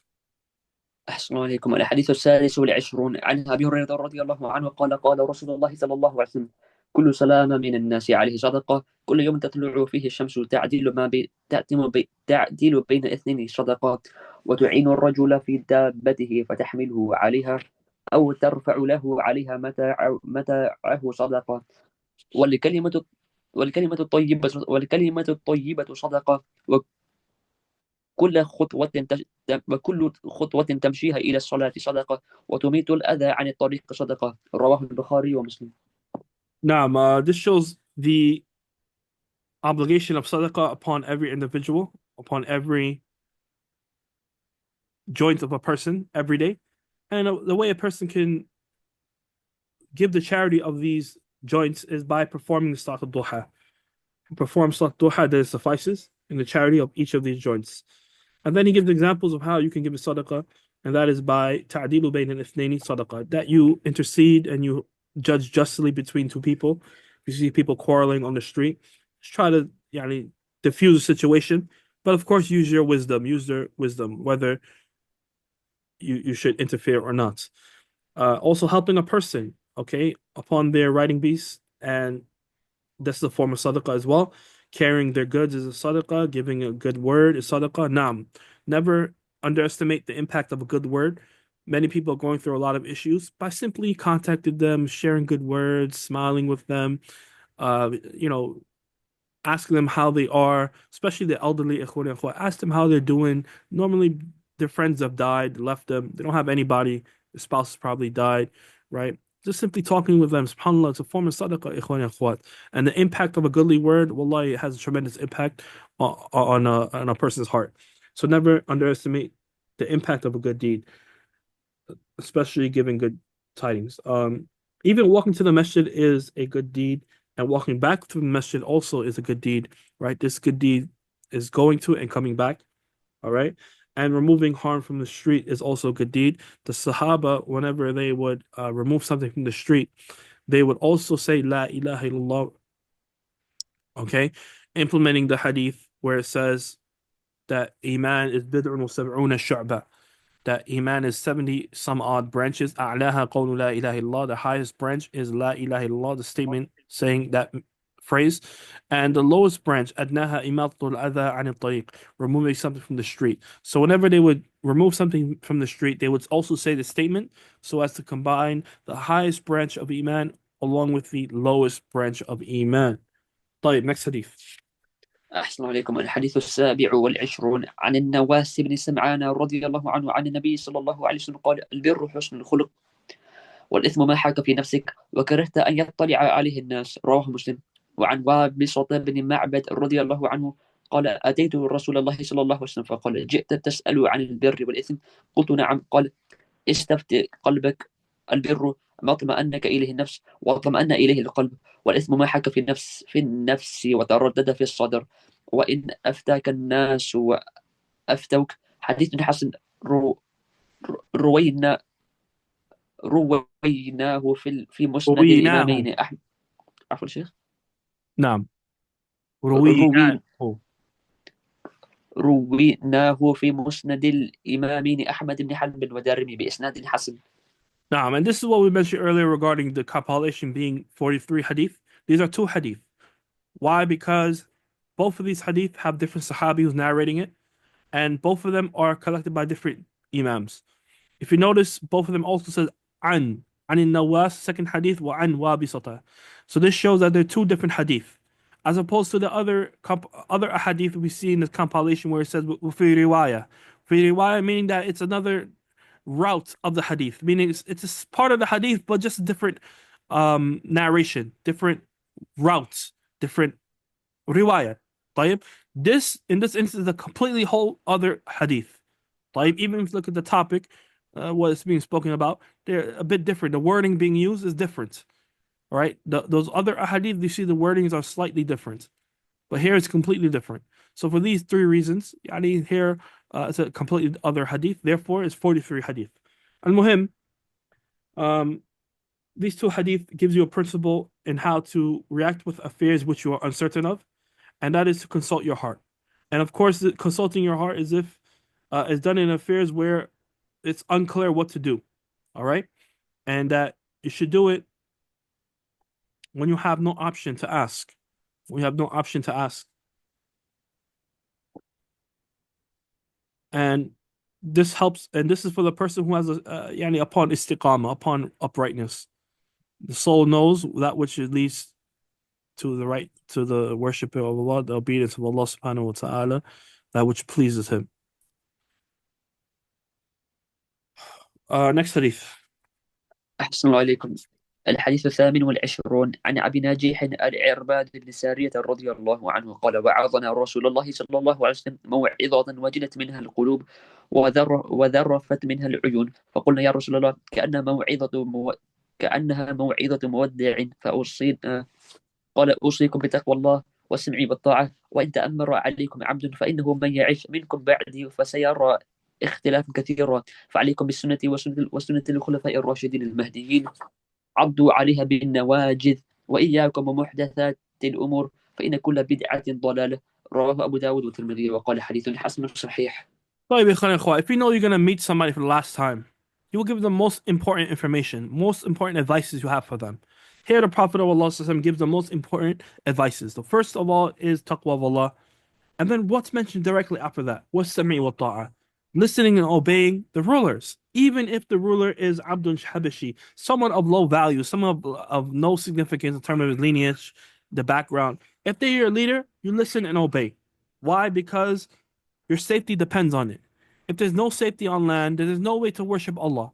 It's hard to worship Allah. It's hard to establish masajid. It's hard to establish schools, madaris, madrasa. It's hard to establish universities for there to be knowledge to be spread, to practice the deen of Allah, right? You have to understand sometimes there's evil, but by changing that evil, it leads to greater evil, you should avoid it.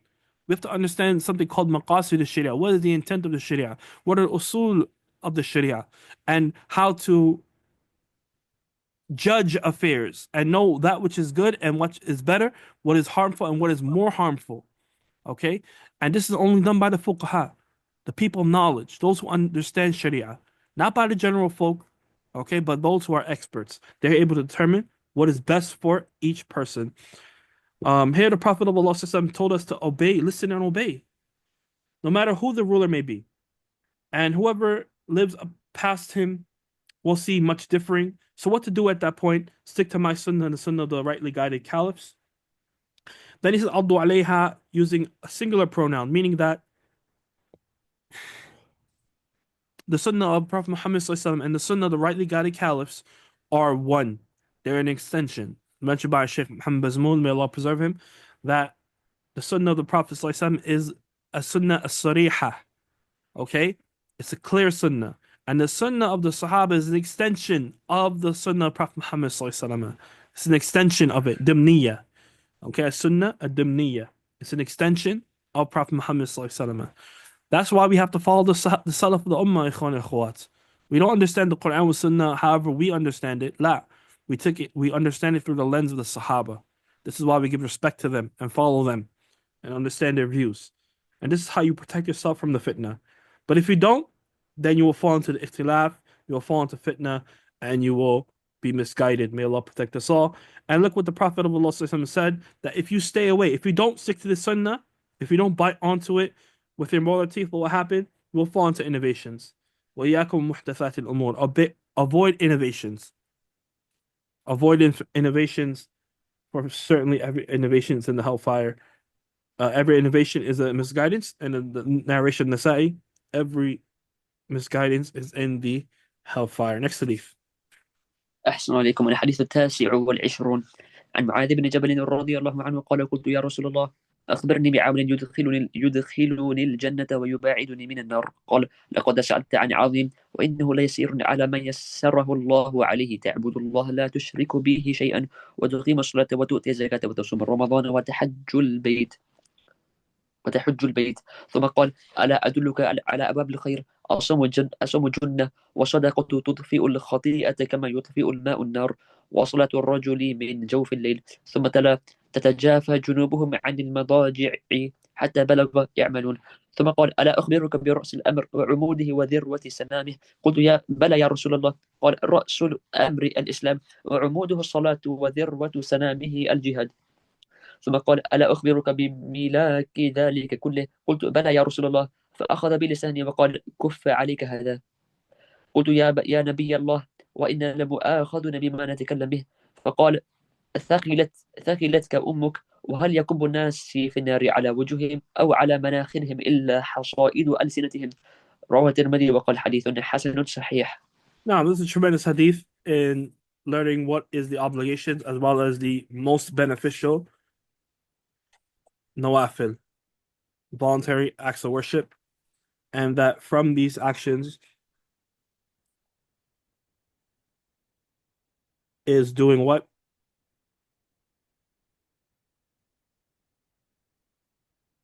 Abwab al-khayr, as-sawm junnah, as well as giving sadaqah, and the benefit of sadaqah. Look how he gave an example, which makes the meaning clearer. تطفئ الخطيئة كما يطفئ الماء النار. Subhanallah. The charity eliminates, extinguishes sins and mistakes, just as water extinguishes fire. Subhanallah bihamdi.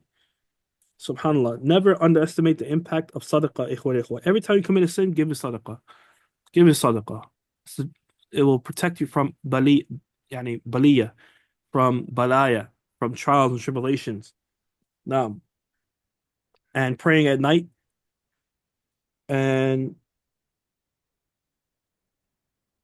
here the Prophet of Allah he said, لَقَدْ سَأَلْتَنِي عَنْ عَظِيمٍ. Now, one person, a brother, contacted me yesterday saying, I have a quick question for you. I said, SubhanAllah, there's no quick question in Islam, ikhwan akhwat. There's no quick question in Islam.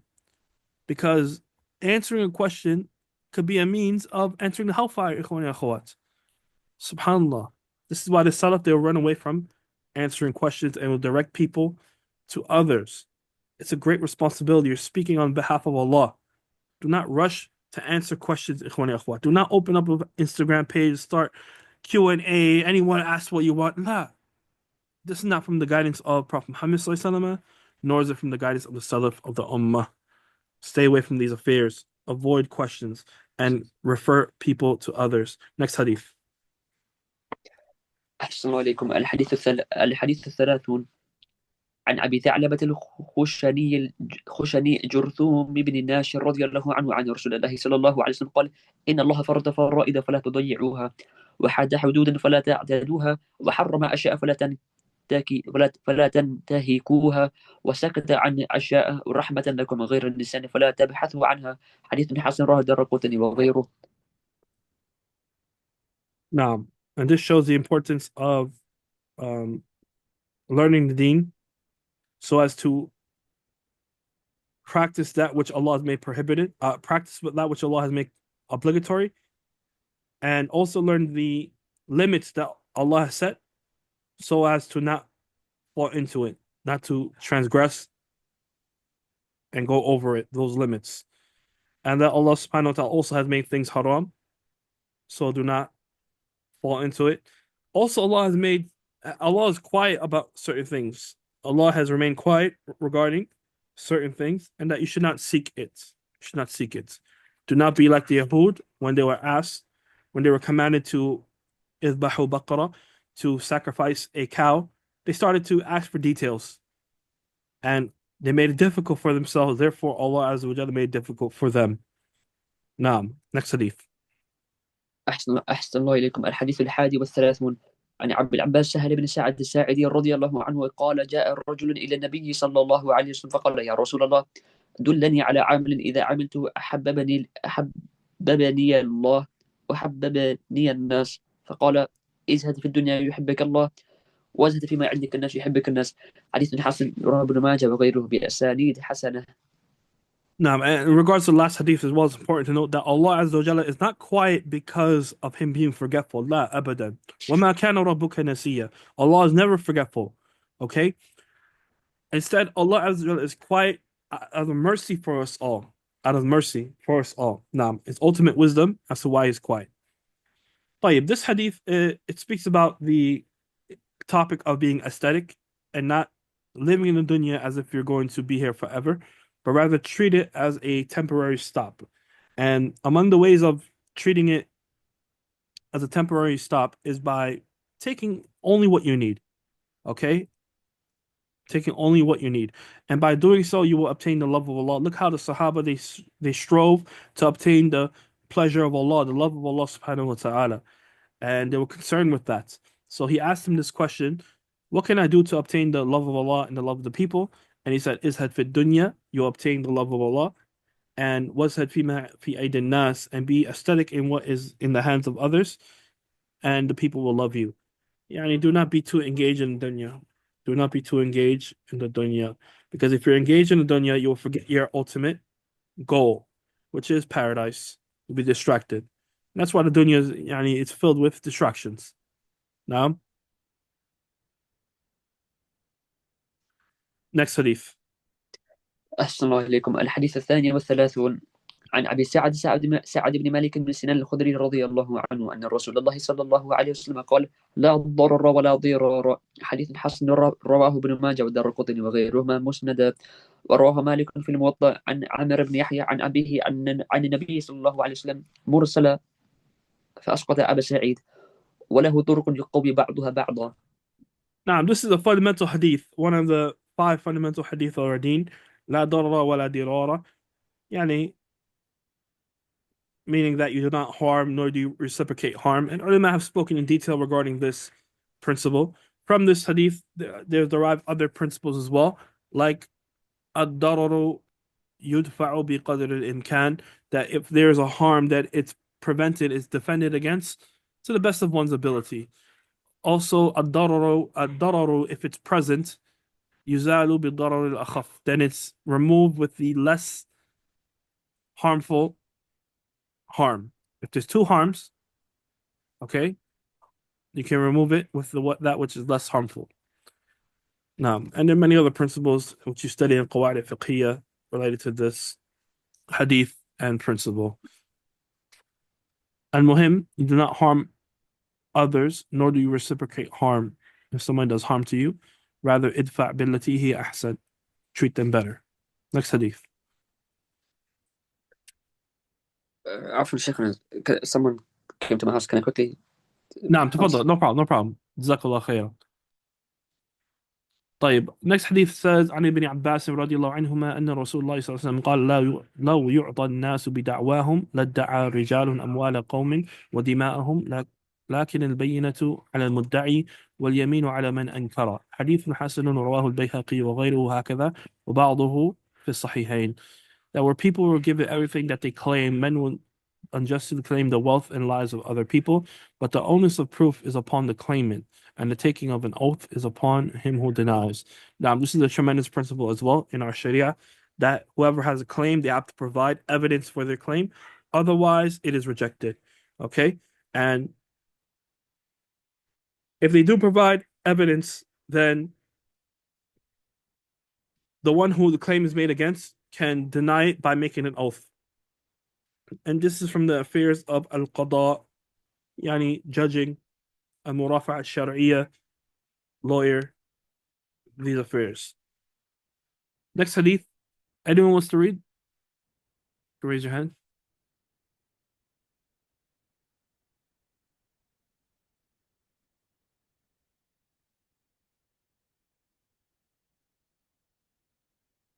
طيب عن أبي سعيد الخدري رضي الله عنه أنه قال سمعت رسول الله صلى الله عليه وسلم يقول من رأى منكم منكرا فليغيره بيده فإن لم يستطع فبلسانه فإن لم يستطع فبقلبه وذلك أضعف الإيمان. رواه مسلم. This hadith shows the importance of joining good and forbidding evil, and that if you see an evil, it is incumbent upon you to remove it, either with your hand, and then your tongue, and then your heart. And we mentioned earlier that heart, not only does it mean hate it in your heart, but you have to actually remove yourself from the situation. You cannot remain there. Because if you remain there, then it's a sign that you are complicit with the sin and that you agree with the sin. Okay, and the Muslim should avoid this. طيب, next hadith, إخواني الأخوات, states عن أبي هريرة رضي الله عنه. I'll go a little fast because of time. أنه قال رسول الله صلى الله عليه وسلم لا تحاسدوا ولا تناجشوا ولا تباغضوا ولا تدابروا ولا يبيع بعضكم على بيع بعض وكونوا عباد الله إخوانا. المسلم أخو المسلم لا يظلمه ولا يخذله ولا يحقره. التقوى ها هنا. ويشير إلى صدره 3 مرات. بحسب امرئ من الشر أن يحقر أخاه المسلم. كل المسلم على المسلم حرام دمه وماله وعرضه. رواه مسلم. This is a tremendous hadith which speaks about the brotherhood of Islam, the sisterhood of Islam, and the means to protect yourself from destroying this brotherhood. From destroying this brotherhood. And that is by avoiding these affairs mentioned here. And by doing so, you'll be servants of Allah and you'll be brothers. And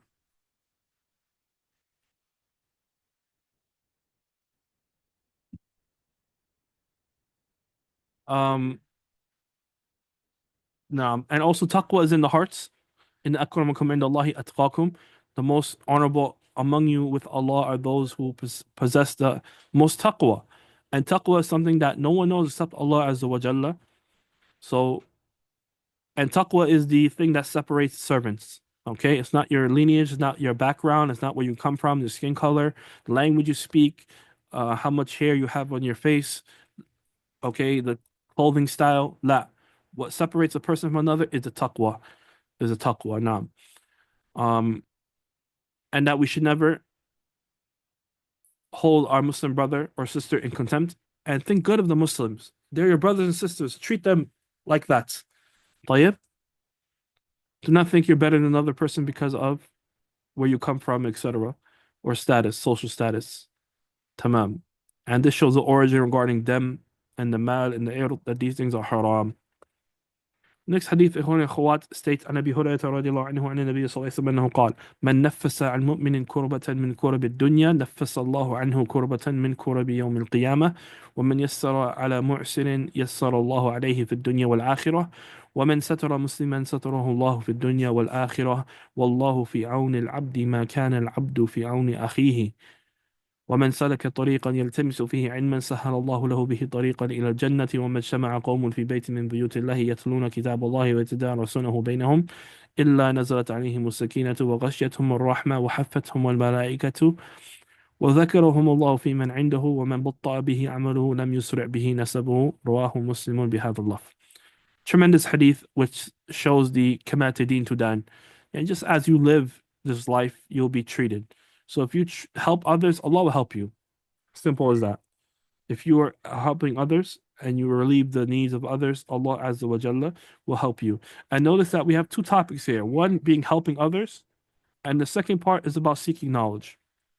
And the reason why they're mentioned together, these topics, is because among the greatest means of tanfis, tanfis al-mu'min, tanfis an mu'min kurba, of relieving hardship from the believer, and also helping others, as well as helping others now, and is knowledge. The greatest way you can help others is by seeking knowledge and conveying it to others. And it's from the benefits of seeking knowledge, and that you're. One second, everyone.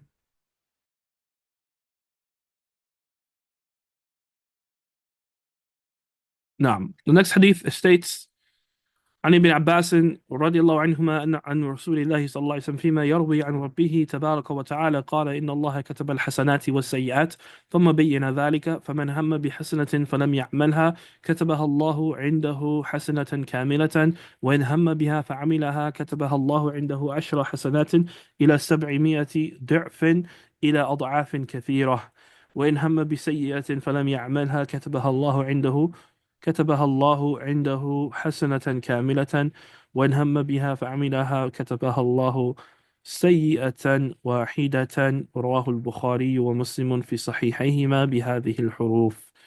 نعم, this shows the generosity of Allah Azza wa Jalla, and that for one good deed, even if you don't do it, you obtain a hasana kamila. And with each hasana, ikhwan and akhawat, it erases the bad deed. And if you intend to perform it, and you do perform it, Allah Azza wa Jalla writes it down 10 hasanat ila 700 di'fin to 700, to even more than that. And what determines how much hasanat you get is one, the level amount of sincerity, how present, how much present it is in throughout the ibadah as well, and also the quality of the deed. How much is it according to the sunnah, and whether it's done with ihsan or not. These are factors that determine the level of rewards a person receives from Allah subhanahu wa ta'ala, which shows the importance of knowledge. Now, and also if you think about doing good deeds, but you leave it off, then you're written a good deed. SubhanAllah. Look how Allah encourages us to leave off good deeds and turn towards His obedience. SubhanAllah bihamdi. But if you do it, you only get one sin. And then that sin is not even written down immediately.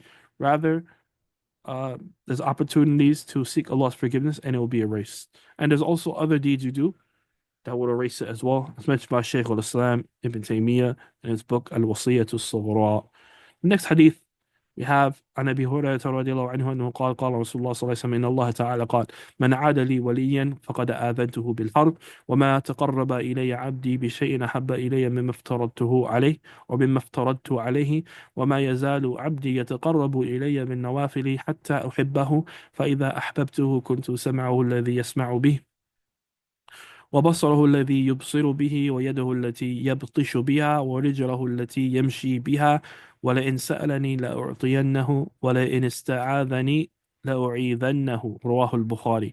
Tremendous hadith which speaks about the wilayah, the guardianship of Allah Azza wa Jalla, as Allah subhanahu wa ta'ala, as Shaykh al-Islam Ibn Taymiyyah, he mentioned, Man kana abdan taqiyan kana lillahi waliyan. Whoever is a servant, a worshipping servant, or believing servants, mu'minan taqiyan, then he is a wali of Allah subhanahu wa ta'ala. And this is extracted from the statement of Allah Azza wa Jalla, ألا إن أولياء الله لا خوف عليهم ولا هم يحزنون الذين آمنوا وكانوا يتقون. Allah mentions these two attributes, having iman and taqwa, and that they are from the awliya of Allah. And any person could be an awliya of Allah, a wali from the awliya of Allah, as long as you practice these two things.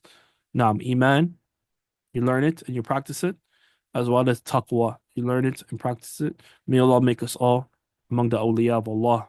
Ameen. And look at the benefits of becoming the awliya of Allah. Also here we see the most beloved deeds to Allah are those obligations. So we should always give precedence to the obligations over voluntary actions. Okay? So if you pray Tarawih, for example, or you pray Qiyamul Layl or Tahajjud, and it prevents you from praying Salat al-Fajr, then the more beloved thing to do is to what? Leave off the nafila, sleep so that you can wake up and pray Fajr on time in the masjid if you're a male. طيب. And that you draw closer to Allah with nawafil. And look at the benefits, what happens when you obtain that. Your du'as are accepted, Allah guides your limbs, Allah protects you from evil. If you ask Allah, Allah grants you immediately. If you seek His protection, He protects you immediately. May Allah protect us all. عن ابن عباس رضي الله عنهما أن رسول الله صلى الله عليه وسلم قال إن الله تجاوز لي عن أمتي الخطأ والنسيان وما استكره عليه حديث حسن رواه ابن ماجه والبيهقي وغيرهما. Here we see the generosity of Allah as one and His forgiveness, and that He is pardoning us for our mistakes and forgetfulness. ربنا لا تؤاخذنا إن نسينا أو أخطأنا. Oh Allah, do not take us into account if we forget or make a mistake. And Allah mentioned Hadith Qudsi قد فعلت. Certainly I have done so. So He's pardoning us for our mistakes and our forgetfulness and that which we were compelled to do. عن ابن عمر رضي الله عنهما أنه قال أخذ رسول الله صلى الله عليه وسلم بمنكبي. Another narration من بمنكبي, my two shoulders. فقال كن في الدنيا كأنك غريب أو عابر سبيل. وكان ابن عمر رضي الله عنهما يقول إذا أمسيت فلا تنتظر الصباح وإذا أصبحت فلا تنتظر المساء وخذ من صحتك لمرضك ومن حياتك لموتك. رواه البخاري. This is a tremendous hadith, إخواني أخوات, which shows the beautiful practice in teaching. And that is, first and foremost, the Prophet of Allah ﷺ grabbing or holding Ibn Umar by his shoulders. And the reason for doing this is to help to help the learner or listener to focus on the message. And subhanAllah, I recently had this happen to me when our beloved Sheikh Abdul Razak al-Badr, Hafidhullah Ta'ala, he came to teach us lessons in the morning after Fajr. And he did this to me. I was sitting next to him on the second day, and the adhan came for Fajr, and I wanted to apply oud on him.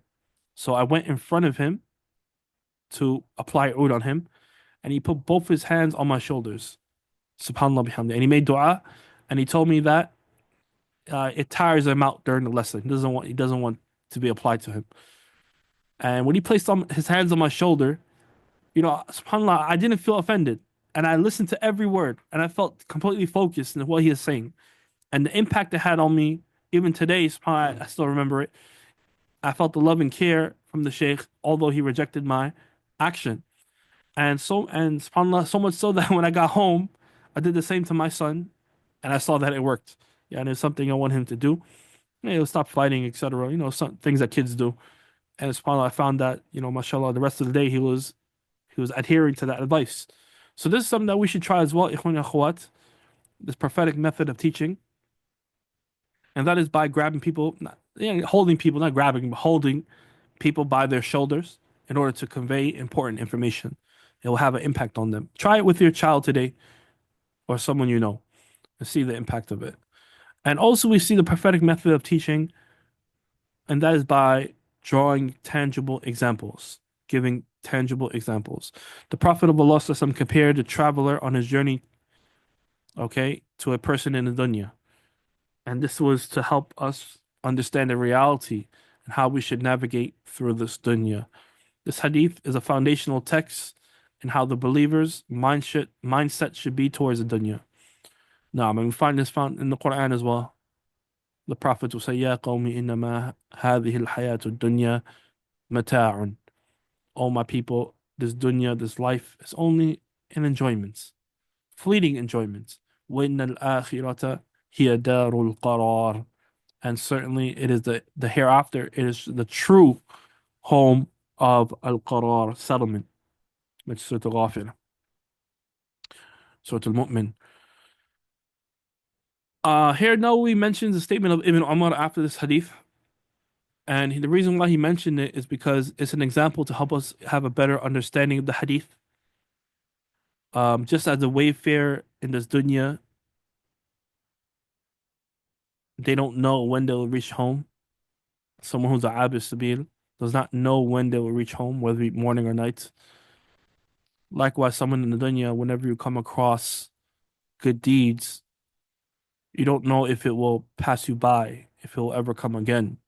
The opportunity will arise ever again. Therefore, do not wait. Do not let this opportunity pass you by and jump on it. Okay? Just as the traveler does not know whether he will reach morning and night home. Likewise, when it comes to good deeds, whenever you come across it, whether it be morning or night, you capitalize on it and do not delay. إياك والتسويف. Beware of procrastination. And to take advantage of your health because you're not guaranteed to be healthy the rest of your life. You may be healthy today, but not tomorrow. May Allah protect us all. And take advantage of your life because you might die very soon. You don't know. So don't procrastinate. Next hadith. عن أبي محمد عبد الله بن عمرو بن العاص رضي الله عنهما أنه قال قال رسول الله صلى الله عليه وسلم لا يؤمن أحدكم حتى أن يكون هواه تبعا لما جئت به حديث صحيح رويناه في كتاب الحجة بإسناد صحيح. Tremendous hadith which speaks about following the Sharia and giving precedence to the Sharia over your desires. And there's a beneficial principle derived from this hadith, تقديم الاستدلال على الحكم, that it's obligatory for us to find the evidence and then believe. Many people, from the ways of being misguided, is that they hold a belief, then they try to find evidence for their belief. So they open the Quran, they open the Sunnah, and they try to find some text that will indicate their false belief. And this is a mistake. This leads to misguidance. Rather, you have to learn the Quran or Sunnah, and then you believe in what it tells you and how it was understood and explained by the Salaf of the Ummah. This is how you obtain guidance, ikhwan and akhwat. And the last hadith of this compilation عن أنس رضي الله عنه أنه قال سمعت رسول الله صلى الله عليه وسلم يقول قال الله تعالى يا ابن آدم إنك ما دعوتني ورجوتني غفرت لك على ما كان منك ولا أبالي يا ابن آدم لو بلغت ذنوبك عنان السماء ثم استغفرتني غفرت لك يا ابن آدم إنك لو أتيتني بقراب الأرض خطايا ثم لقيتني لا تشرك بي شيئا لأتيتك بقرابها مغفرة. رواه الترمذي وقال حديث حسن. Tremendous hadith. The author mentioned in his introduction that we did not read that he gathered 40 hadith, but then he added these two more, right? Or yeah, these two extra hadith. And perhaps the reason why he didn't say 42 in the beginning in the introduction was one we mentioned earlier, rounding off, but also from the aspect of the additional meanings found in these two hadith. These two hadith, 41 and 42, have tremendous meaning. The first being reminding one of the importance of submitting oneself to the legislation and avoiding the desires. And the second one, of course, that will lead to Jannah. And the second one is an encouragement, this one right here, is an encouragement to supplicate to Allah Azza wa Jalla and seek His forgiveness from sins and to never feel despair from Allah's mercy. And this is such a wonderful way to end the book because it instills hope in the believer and it encourages us to continue in studying the Sharia and seeking His mercy through learning His Sharia. May Allah engulf us all in His mercy. May Allah grant us all al-firdaus al-a'la bighayri hisab wa adhab. May Allah subhanahu wa ta'ala forgive us all for our sins and make our lives filled with barakah and nur and hasanat and ta'at. May Allah allow us all to reach Ramadan. Allahumma ballighna Ramadan. May Allah subhanahu wa ta'ala make these ahadith a proof for us all and not against us. Allahumma ameen. Barakallahu feekum. Jazakumullah khair, everyone, for attending and being patient and listening. May Allah accept it from you all. And with that, alhamdulillah, I narrate this hadith book from my mashayikh, and I grant you all ijazah in it as well. From them is our beloved Sheikh Salih al-Usaymi, hafidhahullah ta'ala, which we studied with him multiple times. From them is Sheikh Wasiullah Abbas, hafidhahullah, which we studied with him one time with the explanation of Hafiz ibn Rajab. Also with Sheikh Abdul Muhsin al-Qasim. Also Sheikh Muhammad Bazmul. Also Sheikh Mahir al-Fahl.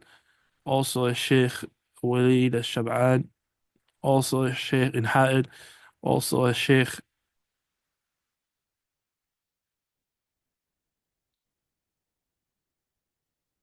uh inshallah ta'ala write all the asanid in the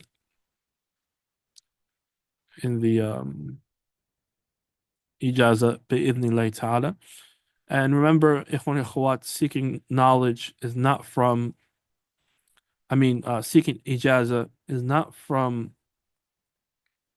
as the aspect of studying the ilm is not to seek ijaza, just simply to seek it, but rather it is to connect yourself with the text of the Messenger sallallahu alaihi wasallam, have a deeper connection with it, so as to memorize it, study it, give attention to it, and to implement it, understand it, and implement it.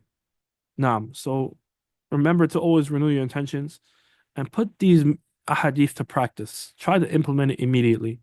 Because at the end of the day, when you meet Allah, it doesn't matter how many ijazat you have. All that matters if you come with qalbun salim, clean heart, sound heart, and righteous actions. وفقكم الله والله تعالى أعلم. هذا وصلى الله وسلم على نبينا محمد وعلى آله وصحبه أجمعين. سبحانك اللهم وبحمدك أشهد أن لا إله إلا أنت أستغفرك وأتوب إليك. والله تعالى أعلم. السلام عليكم ورحمة الله.